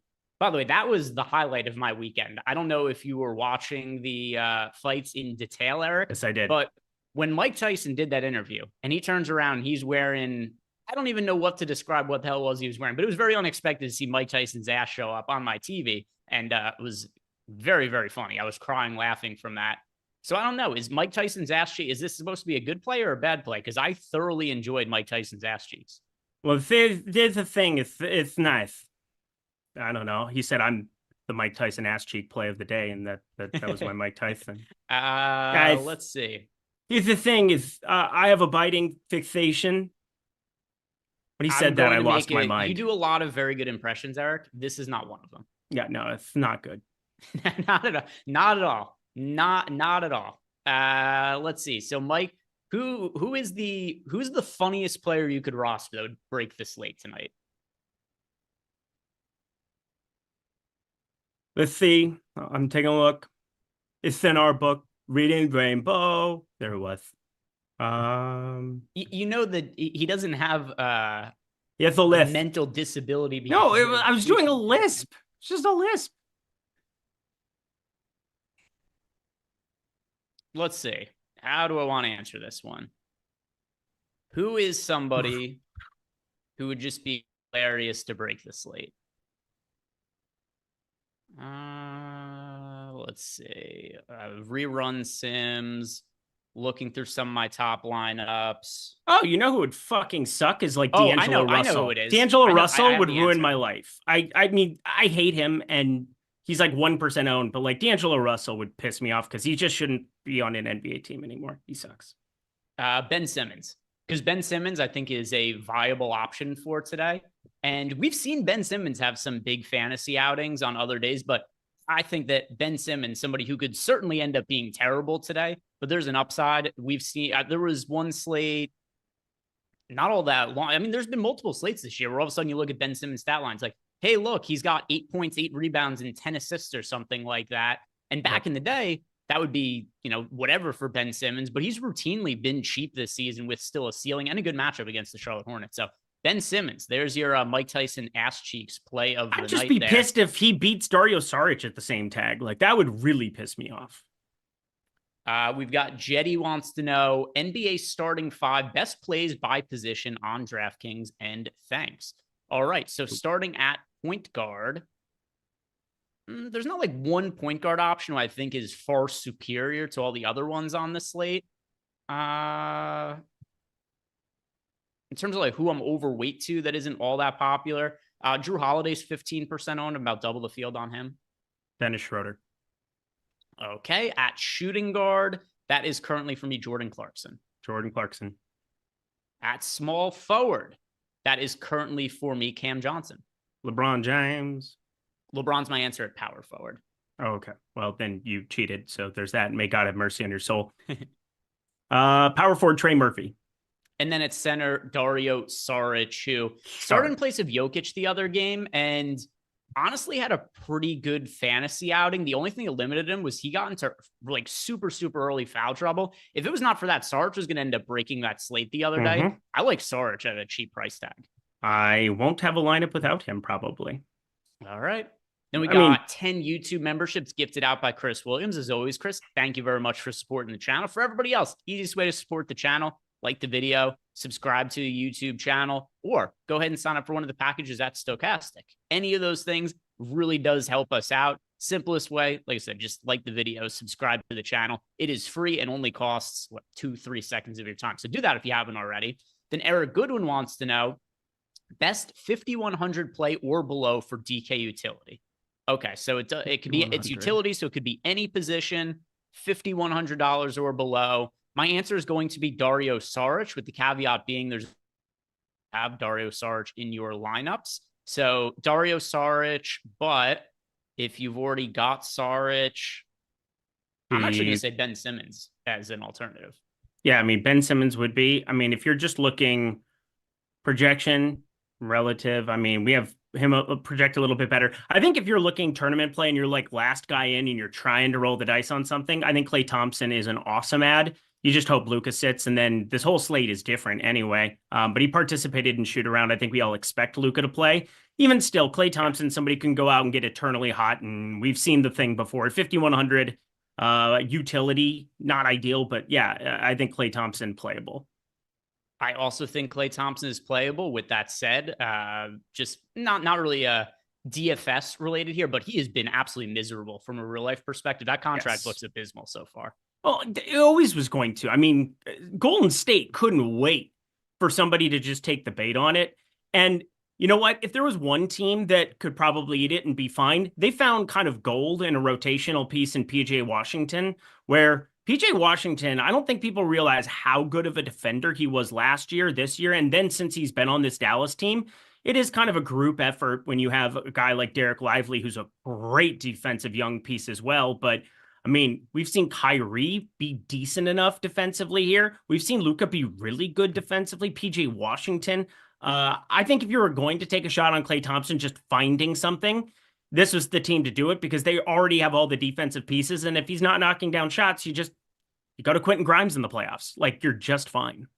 Do you know if the season ended today, not only would the Mavericks not make the playoffs, they wouldn't even make the play-in game. It's not great, Bob. Not great. Not great so far. A little bit of regression from them making the NBA Finals last year. Let's go into Discord and see what questions we have coming in from there. And we are keeping a lookout for that Cavs starting lineup. I've been scrolling Twitter, haven't seen anything that's come through quite yet on that end. Right now, we've got Hey, I'm Drew wants to know his normal question. Who are the DK cash game plays for today? So, Eric, who are we going to want to be playing for cash today? As of right now, there's no individual players that are crazy chalk or anything like that. We've got guys who are relatively popular, but it's not like we have guys who are pulling 50, 60% ownership or anything like that. Saric for me, LeBron's my favorite pay up option at the moment. Jordan Clarkson, Dennis Schroeder. I'll say those four. Yeah, the only three that I think are cash game locks right now are Saric, James Clarkson. It would take a lot for them not to fall into a lineup for me. Yeah, I added Schroeder just because he's showing up in a good deal of my DFS lineups as well, but he's certainly not a must play or anything like that. Next question, it is from Larson407, and Larson is asking us, could you give me a few examples of a few core plays for single entry like you did with MLB, FanDuel specific? Yeah, so FanDuel, or I shouldn't say FanDuel, baseball. Baseball is way different for single entry and large field GPPs. That's not really the case for NBA. For NBA, the best options more often than not are just kind of the best options. And in baseball, you've got direct leverage. The ownership is substantially different as well in single entry versus large field GPPs. So it's a totally different situation. There isn't a way to play single entry for NBA in the same way you do for baseball. There's not a leverage situation where you could say, oh, this pitcher is going to be really popular, so I want to stack against them. There isn't anything like that exists for NBA. So I don't view single entry in the same. It's just kind of who are the best overall options. And for me over on FanDuel, that's Trey Murphy. SGA is a really strong pay up. Brandon Clark's too cheap. He's almost min price over on FanDuel. Zach Collins is too cheap with Wemby out again. Those are a few of the guys who stand out the most to me. Beautiful. Next question. It is from Mr. Coolcam, who wants to know our favorite plays at each position for a FanDuel GPP. Yes, sir. Do you FanDuel and DK lineups built out, Eric? If not, I'll just answer this. I built them, but just answer it because I mean, I'm not playing over there. Point guard, that is SGA for me. Oh, we just got the Cavs starting lineup, and this is going to change stuff. Sam Merrill is starting, so he That's looks like a great value option. Now that we've got Sam Merrill in the starting lineup, because Sam Merrill flat min on DK or 3,100? No, 3,200, I believe. Yeah, I mean, he was my odds-on favorite. That's who I just projected to be the starter. So I win today. That's fun. Hasn't shot the ball as well this season. 37% from three. Generally, that's like higher. He's generally a freak, and that's what he's brought on to do. I'm going to say this. I do think that there's a world where it becomes like a hot hand approach and Ty Jerome can play himself into some of that at 4,200. And we know how good of a fantasy option he's been this season. Unsustainably good shooting. And that's kind of what they're looking for on the floor around these guys. But Sam Merrill can at least defend his position a little bit better. Yeah, Sam Merrill is going to look really, really good. I'm just not going to be full sending him at 3,200. There's still opportunity cost considering how consolidated the minutes are today. Yeah, and getting back, we'll get back to the question we had answered there, but Sam Merrill pretty quickly becomes a strong value option, which he was in play before. Once we found out that Okoro was going to be out, once we found out LeVert was going to be out, but not in the way that he was going to make it into a ton of my lineups or anything. Now that he's confirmed starting, I do think he's going to make his way into a pretty good amount of my lineups, because if you had to roster somebody who's 3,500 or below on DraftKings, Eric, Sam Merrill's pretty clearly the top guy, correct? Correct. So getting back to the question about the top plays at each position on FanDuel, I'm going to have to rerun a bunch of this now. I don't know if Sam Merrill's 3,800 FanDuel and there's no 3-point bonus.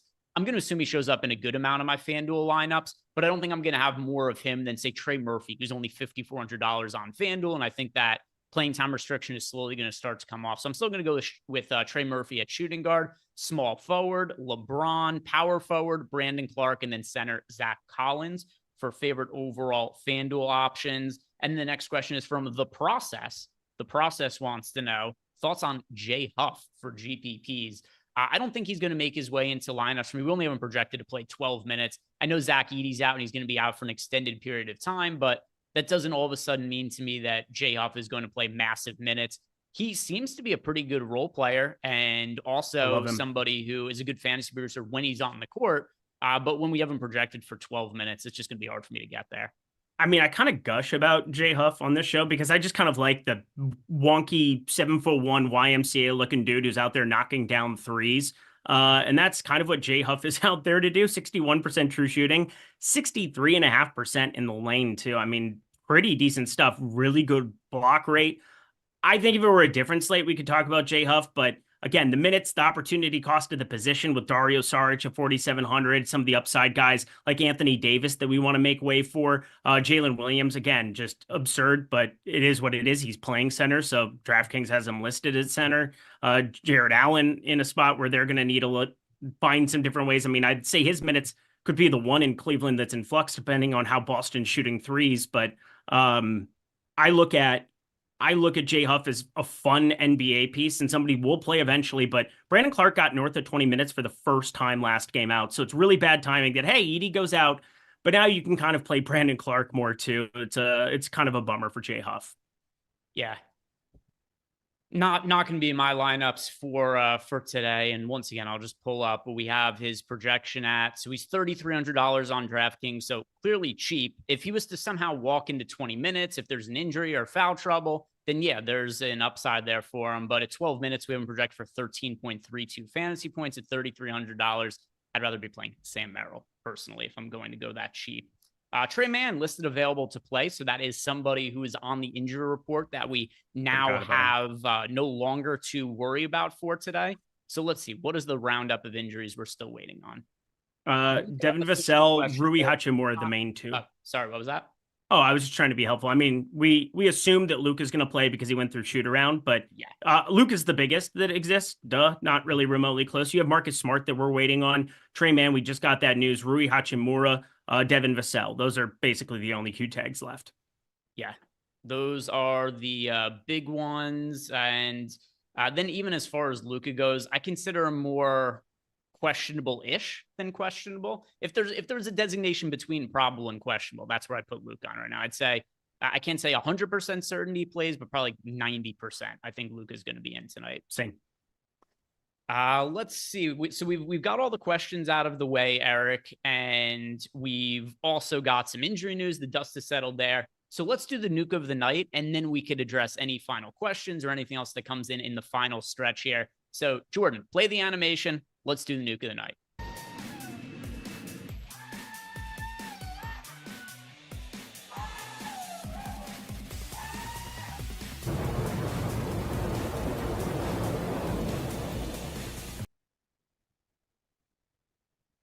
There it is, Eric, once again, for the, I don't know how many times, 300th time, your cock has been blown off your body via a nuclear missile exploding in between your legs. We are going to shortly have player projections and ownership projections with Sam Merrill Star Cavaliers. And while we're waiting for that, let's go over our nukes of the night. So who is somebody who you are liking for tournaments today? So somebody I really like, let's go to the center position as the number 2, because I think Ben Simmons is going to get a lot of ownership. And then we've got these half an hour staggered starts. We're going to be able to get an hour of information about Ben Simmons before the lock of this game. We'll be able to have half an hour of information. So, I mean, they've started the games like at like the exact time for the NBA Cup. I hope that continues today, because I want to roll out Derek Lively. I think Derek Lively at 4,400 looks amazing for tournaments today. He got up to 26 minutes against OKC in a competitive spot. In competitive and like important basketball games, Derek Lively is much, much, much, much better than Daniel Gafford. We saw that over the course of the NBA playoff run. Derek Lively was on the floor for a majority of the minutes before he ended up getting injured at random times against Minnesota, came back. He was the dude that you wanted to have on the floor if you were Dallas every single time. I'm also assuming that we get Luka Doncic playing here and has a pick and roll partner to be able to set things up for him. Derek Lively at 4,400. Not many times that you get like 28, 29 with a decent fantasy point per minute rate and somebody that's cheaper than Ben Simmons. Again, if you see Ben Simmons absolutely smash, there might be paths where I'm going to eat Dario Saric chalk. That is something I'm just fine with. But I love the idea in a limited amount of lineups, getting away from Simmons and rocking with a dude in a playoff-esque type format. Derek Lively the second, my nuke of the night. All right, so I'm going with somebody who he's somewhat popular on FanDuel, pulling a little bit of ownership on DK, but nothing all that crazy. I think we're pretty close to seeing a full allotment of minutes from Trey Murphy, Eric. He has played so far this year 26 minutes, 26 minutes, and then up to 30 minutes last game. So at a minimum, I think he's playing 30 minutes today and potentially even 32 to 34 minutes. And when you consider all of the guys who are out for the Pelicans, it's kind of only Trey Murphy and Brandon Ingram who are capable of scoring the basketball for this team. So with that being the case, I think there's an opportunity for Trey Murphy to have a crazy, crazy high usage. These have been his shot attempts so far in just limited games this year. 14, 12, 15, a lot of them three-point attempts as well. Actually, more than half of his shots are three-point attempts this year. He's averaging over 7 threes per game. So you've got this guy who is taking 14 shots per game while only playing 27 minutes. What could his shot attempts start looking like if he's going to be playing 32 to 34 minutes per game? And the price hasn't caught up to that role. And the ownership being just over 20% on DraftKings, he's somebody who's pretty easy to get overweight to the field too. I really like Trey Murphy tonight, Eric. Yep, I'm with you. I said he's my highest owned small forward. People who have watched this program for a while, I know I've had a couple of like really nice 5-figure days that were because of Trey Murphy. Jammed him at low ownership. I know he's going to be more popular today, but I really don't care. I think there's massive, massive upside. And we haven't seen the massive upside in the minutes yet either. I think that this is going to be coming sooner rather than later. And, well, you want to beat those minutes bumps because he's going to be 7K before you know it. Let's go ahead and look at our projections, which are now updated for the Cleveland Cavaliers starting lineup. And you guys will see right here why Sam Merrill is now one of the top value plays on this slate. We don't even have a crazy projection on him. If you wouldn't mind just pulling up the DraftKings projections, Jordan, because we've got Sam Merrill in for 28 and a half minutes, which I think is pretty reasonable. And 28 and a half minutes for Sam Merrill puts him at 20 and a half fantasy points. Those are really reasonable expectations for me. And when you consider he's $3,200 on a slate where there are a lot of studs to pay up for, and it's NBA Cup games, we're expecting star players to play a little bit extra minutes, so they're going to look more favorable. I really like getting to Sam Merrill at $3,200. And when I rerun Sims with everything updated, I'm going to be getting to, I assume, Sam Merrill probably in more than half my lineups. I am just fine with that. Sam Merrill is going to look really, really good. Do not, I repeat, do not sleep on Craig Porter Jr. Especially if this game gets wonky and you find some paths. I mean, I'm not going to get off of Sam Merrill. I think, I thought he was going to start. I was going to play him for sure. What happened? You stopped speaking. Jordan? No. Well, I mean, there's nothing wrong with Sam Merrill being the exotic play of the night. Is there somebody else you prefer? I was so professional this week. I've been feeling very calm, very collected. Had a nice showdown slate in NFL yesterday. Gave the people good advice by giving them the nuke of the night, RJ Barrett at sub 20% in most contests, 21% I think in the main. Why would you do that? Why would you do that, Jordan? It is true. It's been like 3-ish days since you send me unhinged text messages. I think 3 days, maybe less. About 3, though. You're about to get pissed off Eric again. Don't do it. Don't do it. I do want to know, as lineups are starting to come into the fold now, who is the player who is most likely to lead to me making myself dinner, coming back to my phone and seeing I have 12 unanswered text messages in all capital letters from you? Oh, it's Dario Saric by a mile. I mean, a guy that you have nearly 100% of. Dario Saric losing time to Zeke Naji would send me to the bottle. It would send me to dark places that one should not go. It will send me on a walkabout underneath the bridge downtown where I drew some blood. It's probably Sam Merrill for myself, because he's going to be in a bunch of my lineups. And if he doesn't end up playing well, then I'm going to feel like the biggest idiot on the planet for, oh, look, Sam Merrill missed his first 3 shots, then checked out and they didn't put him back in for a while. If Sam Merrill goes wrong, which I feel pretty good about him just relative to the price tag and everything. I don't feel as good as you do about him. My big concern is that this is his first game back in over a week. Like, I get worried that they are really just going to do like a rotate in the shooters thing. Bring in Ty Jerome, bring in Craig Porter Jr., bring in different guys. And it's going to be a lot of usage through Mitchell and Garland. They're taking on Boston in the Garden. I do not feel good about 3,200. The reason I feel good about it is the price tag, nothing else. If he was not 3,200, if he was 4K, I would probably full fade him here in this spot. I'm going to be lower than the field, I'm guessing, just based on the way that it sounds like you're saying, oh, is he going to be? Because I think that the range of outcomes is much wider purely because, and then I think it's a volatile projection when you're talking about a guy who hasn't played since the 11th. We have 8 days and he practices, he's listed questionable. He ends up being somebody that they want to have out there to try to, get some of the relief off of the main 2 ball handlers. But Garland and Mitchell are going to be chucking out there. You have Evan Mobley and Jared Allen, who haven't exactly smashed against Boston here in recent years. And, well, I look at Sam Merrill as somebody that could very easily play 20 minutes or play 32 minutes. You don't want him if he plays 20. You definitely want to play him if he's got 32. But I think there's just so much volatility there that I'm probably going to end up below the field when it's all said and done. Let's see. Do we have ownership projections updated now? I assume we do. So we could play this game, and we could. I haven't rerun Sims yet. We'll look at this for DraftKings as well as FanDuel. All right, Sam Merrill. We've got everything updated for the starting lineup. Sam Merrill, 25% owned on DraftKings. That's low.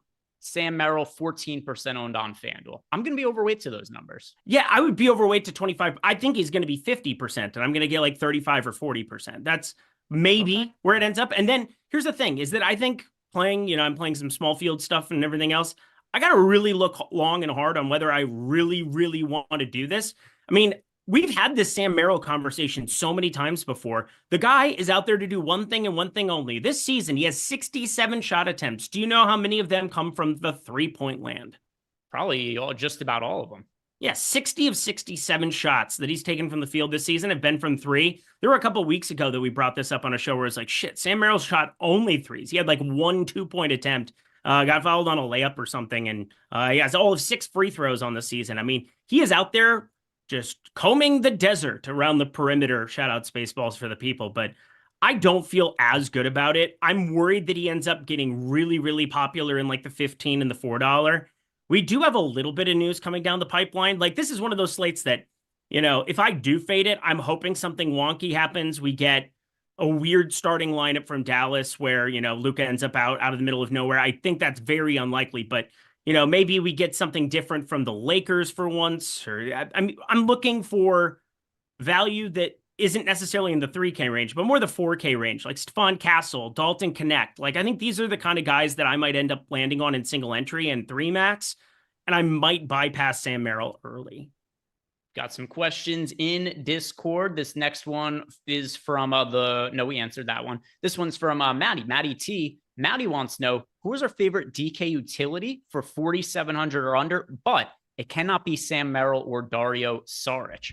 I'm pretty sure Ben Simmons is 4,700. So yeah, he is 4,700 Ben Simmons. That's my answer. I like Derek Lively. All right. And then we got another question here that is related to Derek Lively as well from the process. The process wants to know Collins versus Saric versus Lively. Of those 3, is Lively your favorite? Yes, it is. Let's see. Zach Collins. It's Zach Collins for me. If you tell me I could only roster one of Collins, Saric, or Lively in a utility spot, I'm going to be picking Zach Collins.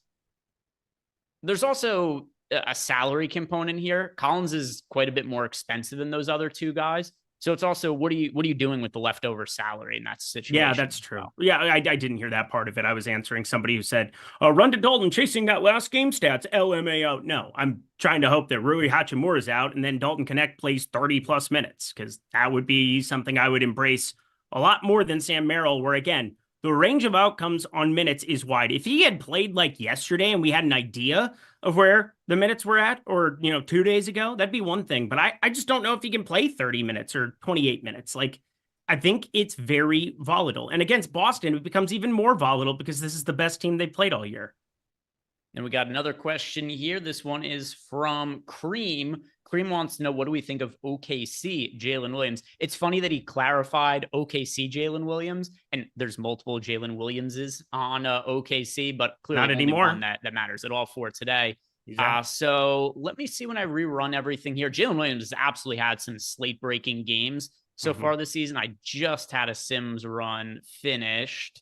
Let's see, did Jalen Williams show up? By the way, I have Sam Merrill in 47% of my lineup. That sounds Jalen better. Williams is very expensive. I am not. So there's a couple of issues with Jalen Williams on DraftKings, if this is a DK question. He's $8,500 and he's center only now. Those are both things that kind of make it hard for him to get into lineups. I'm not playing him very much. It's not an issue with him as a player or anything. It's just the price tag and the position. Yeah, people who have listened to us a lot of the time understand this part of it, but if you're wondering, why he's the same player and he put up 51. Think about it this way. There are only 2 spots he can show up now on DraftKings, the center spot or the utility spot. When he had small forward, power forward, the guy could legitimately show up in 4 spots. We're talking small forward, power forward, forward, and utility. So you had more outs to be able to make him work in your lineups, whereas now he's going up against centers that are generally good fantasy point per minute guys, generally going to be high upside guys or high projection guys like Anthony Davis, Dario Saric, point per minute guy. I mean, we're talking, it's so much more difficult for him to end up optimal as center only than what he was before. So, well, it might sound redundant to a lot of you understand that concept. Like, it's actually something that really, really matters when we're playing DFS day in, day out. Yeah, just not going to make it for myself. He's not even my favorite pay up option on his own team. If I'm paying up for somebody from OKC, I like SGA quite a bit today. I like SGA a lot. SGA my DraftKings lineups now. I think these are going to be finished. I'm playing both sites today, so I'm working on FanDuel next. And pulling an Eric. Pretty flat exposures for me relative to a lot of other slates. The only players that I have, the only player I have in more than half my lineups right now is Dario Saric. It's not even all that much more than half of the lineups. And then as far as pay-ups go, LeBron, Jason Tatum, Anthony Davis, SGA. I've got all these guys in 20+% of lineups. So once again, pretty flat for me. There's not one guy like Obi Toppin type character or one that Jarice Walker, who we liked a lot last night. I know that he didn't go all that well, but those were guys who were showing up in a ton of lineups for me yesterday, and nothing quite to that extent for today. I don't know how you're doing working on your lineups, Eric, but anything that has stood out to you or surprised you? Because I was a little surprised to see how flat my exposures were. I dwarfed the projection on Mr. Sam Merrill, and I got 0%. So I think that's important. 0. All right. I will be. Here's the thing. I'm full fading either apocalyptically good shooting or I get a chance to try to bypass it. He's super cheap. Can he walk into counting stats or a couple of steals here or there? I mean, he's so cheap. I get the volatility of it, but I am of the mind that he is going to be Luka available. That's good. I'm of the mind that we are going to see him really popular. And if he ends up having one of those spots where he just can't play max minutes that they would want, that's one thing. And I have a pretty easy pivot in going to a 3K Craig Porter Jr. who played 21 minutes against Charlotte 2 days ago. So I think that's, for me, going to be the path that I take on this slate. God rest my soul. All right. All right. See if there was any other questions that came in here. And yes, we've got a couple of them. One here is from another follow-up from Maddie, and she wants to know Ingram or Jalen Williams on FanDuel. So a little bit different from the FanDuel side of things. But with that said, I do prefer Brandon Ingram to Jalen Williams. If you're comparing those two, Eric, where you do have a little bit more flexible positionality for Jalen Williams, would you prefer to roster Brandon Ingram or Jalen Williams, just a 1v1 situation?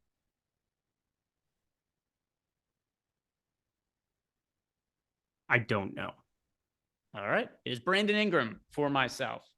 See if Brandon there's any Ingram other probably questions that came into the super chats. And yes. Okay. We have actually a bunch of them here. J. Ryan Brownlaw, criminal defense. All right. Got to be careful here. This guy is a lawyer. Looks like he accidentally left the same super chat twice. But from J. Brown Law, criminal defense. He wants to know any general tips for using the Sims to make cash lineups or just 5% to, you should not use the Sims to build cash game lineups. They are designed for GPPs. So the way you should use the data on the site is look at the players who are projected for the most ownership. That's going to help guide you for who the guys are that you should absolutely have in your lineups. Whoever is projecting for, like DraftKings today. Right? Mm-hmm. You've got the handful of guys who are projected for 30+% ownership. You're going to want them in your cash game lineups. Then after you go through all of the chalkiest players, fill in the lineup with whoever projects the best within the salary that's allocated to you. You should not be using the Sims for cash game lineups. They're not built for that. John Prince wants to know any Craig Porter Jr. for us today. Yes. How much Craig Porter Jr. did you land on, Eric? 80%. Ooh. Okay, so you have 80% of Craig Porter Jr. Sure do. I have some of him. I don't have anywhere near 80%, though. If Sam Merrill ends up sub 30% owned, I'm going to scream. I'm going to that's his yell. Ownership projection. I'm going to... No, he's going to be more popular, Greg. You have to trust me on this. Sam Merrill's going to be more popular. If he's not, I am really going to be tilted, but I'm expecting like Craig Porter Jr. to be unowned, and I'm expecting Sam Merrill to be mega popular, and I'm just hoping that they basically split the minutes. Ty Jerome obviously is going to mix in, and he's the better fantasy candidate based on what we've seen. He's like 1.25 on the season already. It's just absurd here from a DraftKings perspective, and but you're not going to share the floor as much with the main components there. The first two guys being Donovan Mitchell, Darius Garland. I think it's going to be a hot hand approach. I really, really do for who's going to end up on the floor there as that third guy. And yeah, Sam Merrill, please don't make shots today. Please don't do it to me. All right. I'm playing Sam Merrill. Eric and I at odds for today. Well, I mean, you have the mega chalk piece. So like you're a major favorite, but based on ownership trying to finish first, I'm just hoping that he's not 100% and that, how many minutes do we have Merrill projected for? 28. That is a lot of minutes for a dude in a first start back. Has he played 28 minutes in a game this season? Well, he hasn't started this season, so it's not really a fair comparison. It's been 8 days since he played a game. I would say he's far more likely to play 24 minutes than he is to play 30, and that's like a 4-minute disparity on the bottom side and 2 on the upper end. Like, I can't. Please don't make shots today, Sam Merrill. Please don't let him shoot shots. Donovan Mitchell, Evan Mobley, and Darius Garland. We shall see. We shall see.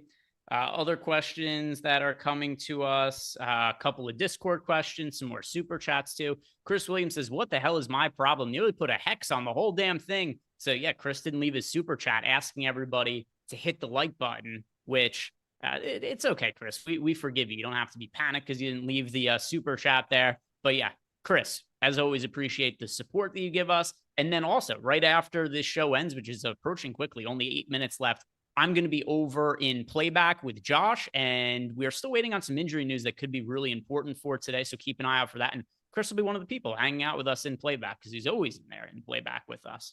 Dahmer 707 wants to know thoughts on J Huff in tournaments. Another J Huff question, Eric. Can't do it today. I would like to because it's J Huff, and I'm doing some wonky things. And hey, maybe J Huff is the guy for $100 more than Sam Merrill I should be getting on, but I'm not going to because center is very, very, very important today. All right, so we've got that. Yeah, J Huff is not making his way into lineups for me. We only have him projected to play 12 minutes, so it's somebody who's just tough for me to land on there. And there's certainly a scenario if, say, Brandon Clark was to get into foul trouble or something like that, where he could end up going well, but not really something that I'm planning for tonight. Next question, it is from Coley Poston. Look at this, another one. J Huff, are we getting trolled at this point? He wants to know, who should he play, Sam Merrill or J Huff? I prefer Sam Merrill to J Huff. I know you're anti-Sam Merrill, Eric, but Merrill or Huff? I want to see if I end up with 0 when it's all said and done. How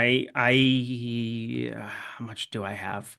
Of course, it's going to be like the one lineup that I draw to. I have 10% Sam Merrill in my last run here, and this is what's going to get uploaded. I do not like J Huff still. That has not changed. I do not like him, Sam. I do not like green eggs and ham.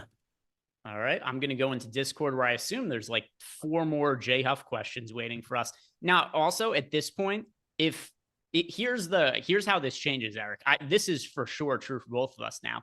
Here's the player that'll make both of us tilt our faces off and text each other in all capital letters. J Huff having a big game today.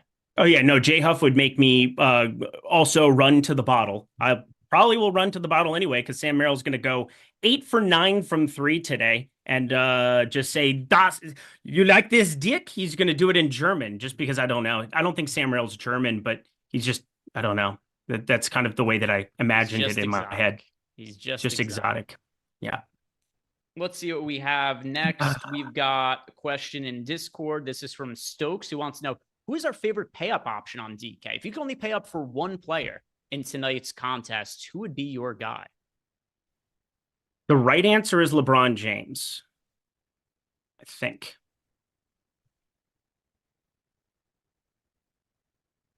I'm pretty spread out. There's a lot of guys for me. If we're just talking points per dollar, it is LeBron for me. Relative to ownership, it's SGA for me. Okay, that's just fine too. I love SGA. Yeah, I think SGA is a pretty good way to spend up for somebody who isn't quite as popular as some of the other spend up options. So that'll be the answer that I want to go with there. Love. Let's see the next question that we have. It is coming to us from. This one is from Mike 1377. AD or Tatum in a single entry for FanDuel. For FanDuel, AD because of the defensive stat bonus. On DraftKings, the answer would be Tatum for me. Correct on both accounts. We've got a question here from Marcus. Drew Holiday or Jordan Clarkson? I have more of Jordan Clarkson. I have more Clarkson. Clintonwood 83, Sam Merrill in cash. Yeah, play Sam Merrill in cash. Play Sam Merrill in cash. I will not be playing. Yeah, this is just absurd. Yeah, Sam Merrill, absolutely play Sam Merrill in cash. Yep, you're doing that. Next question, it is from Beezinio Ass. Beezinio Ass wants to know, are we okay with Porter and Merrill in the same lineup? So yeah, there's definitely a little bit of negative correlation there, but with that, they're both so cheap. If they each scored 20 fails, which is a pretty reasonable outcome, then they could both be in a winning lineup.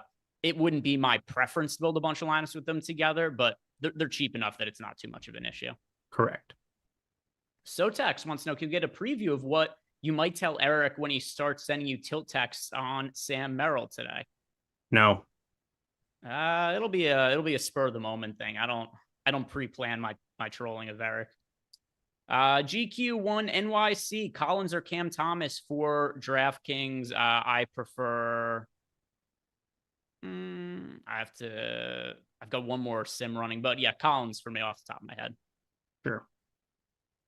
Zaire Williams, did we even talk about him today? I haven't, and neither of you. I don't know about the show. 3,900 Zaire Williams, high 20s minutes, mid 20s minutes. Josh loves him. Okay, Josh loves him. I was just curious because I just ran my last run of stuff and I hadn't even recognized that he existed. And now because I'm not going to as much Merrill, I'm getting 3,900 Zaire Williams. Good times. Okay. So Zaire Williams is showing up in some of Eric's lineups there. By the way, nothing more tilting than I'm trying to enter my final version of FanDuel lineups, and I have to verify I'm a human and I have to press the button and everything. They cannot make this. Also, FanDuel, for whatever reason, for DFS, it always logs me out of the Sportsbook. But now the DFS, it logs me out of the desktop version of the DFS site every like 15, 20 minutes or so. It's very, very annoying. It honestly makes the site almost unusable when you have to, quickly be able to access it to edit lineups and whatnot. But notice I'm playing one site today. Well, I've got both of mine done. Today's a little more manageable Eric. because it's just one game every 30 minutes. Right. That's fair. So figured it would be good call. Fair enough to be able to do both, and I have it done. But yeah, it would have been you way do it, easier. Sweetie.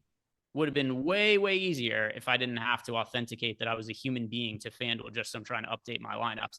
So Eric, we have only got about a minute and a half left to go here. If you guys haven't done yet, like the video, subscribe to the YouTube channel. Don't forget, if you want to sign up for any of the packages at Stokastic, link down below in the YouTube description box. You could also sign up at any of our Sportsbook affiliate partners. And for each one you sign up at, you get 1 free month of core access to a sport of your choosing.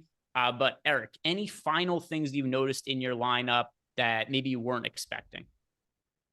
Greg Porter Jr. I mean, you gotta find how does Sam Merrill fail? What happens when he does? And I'm just sorting my lineups to make sure that a lot of them don't have, because I don't want it to be something where I have a lineup that could have Sam Merrill instead of it. So pretty much $100 or less, kind of the requirement of what I'm doing here as I'm finishing things out. I think I got 3 Sam Merrill lineups, period, when it's all said and done. So I'm pretty happy with the way that my lineups panned out. I'm clicking this upload button and we are done. Thank you, Entry Manager over at The Sims. That was super easy and lovely. Make sure you guys check out Playback. This is going to be a fun half hour. Obviously, if I'm able to stop by, I'll just stop by and scream and yell because Sam Merrill's 4 for 5 from 3 in the first quarter. But I really don't want Sam Merrill to be good. Play 18 minutes and I'll feel like I won either way. So here is the news that we're waiting for that Josh and I are going to break down. Should have come across while we're on Playback. We have Rui Hachimura questionable. We have Devin Vassell questionable. We have Marcus Smart questionable. And then who knows what might happen with weird starting lineup. So Josh and I, over in Playback, we're going to wait on that news. We're going to talk over what I ended up with as my final exposure, which you guys more or less know. But Josh doesn't know. So we're going to find out what Josh's ownership is. So see you guys over in Playback. Jordan, if you wouldn't mind, spam the chat with that Playback link, which I see you're already doing, so you guys can come join Josh and I over in Playback. See you guys over there. Have a great night. Join Josh and I there, but if you're not, you're making a mistake, but have a good night anyway if you are. See you guys on the other side.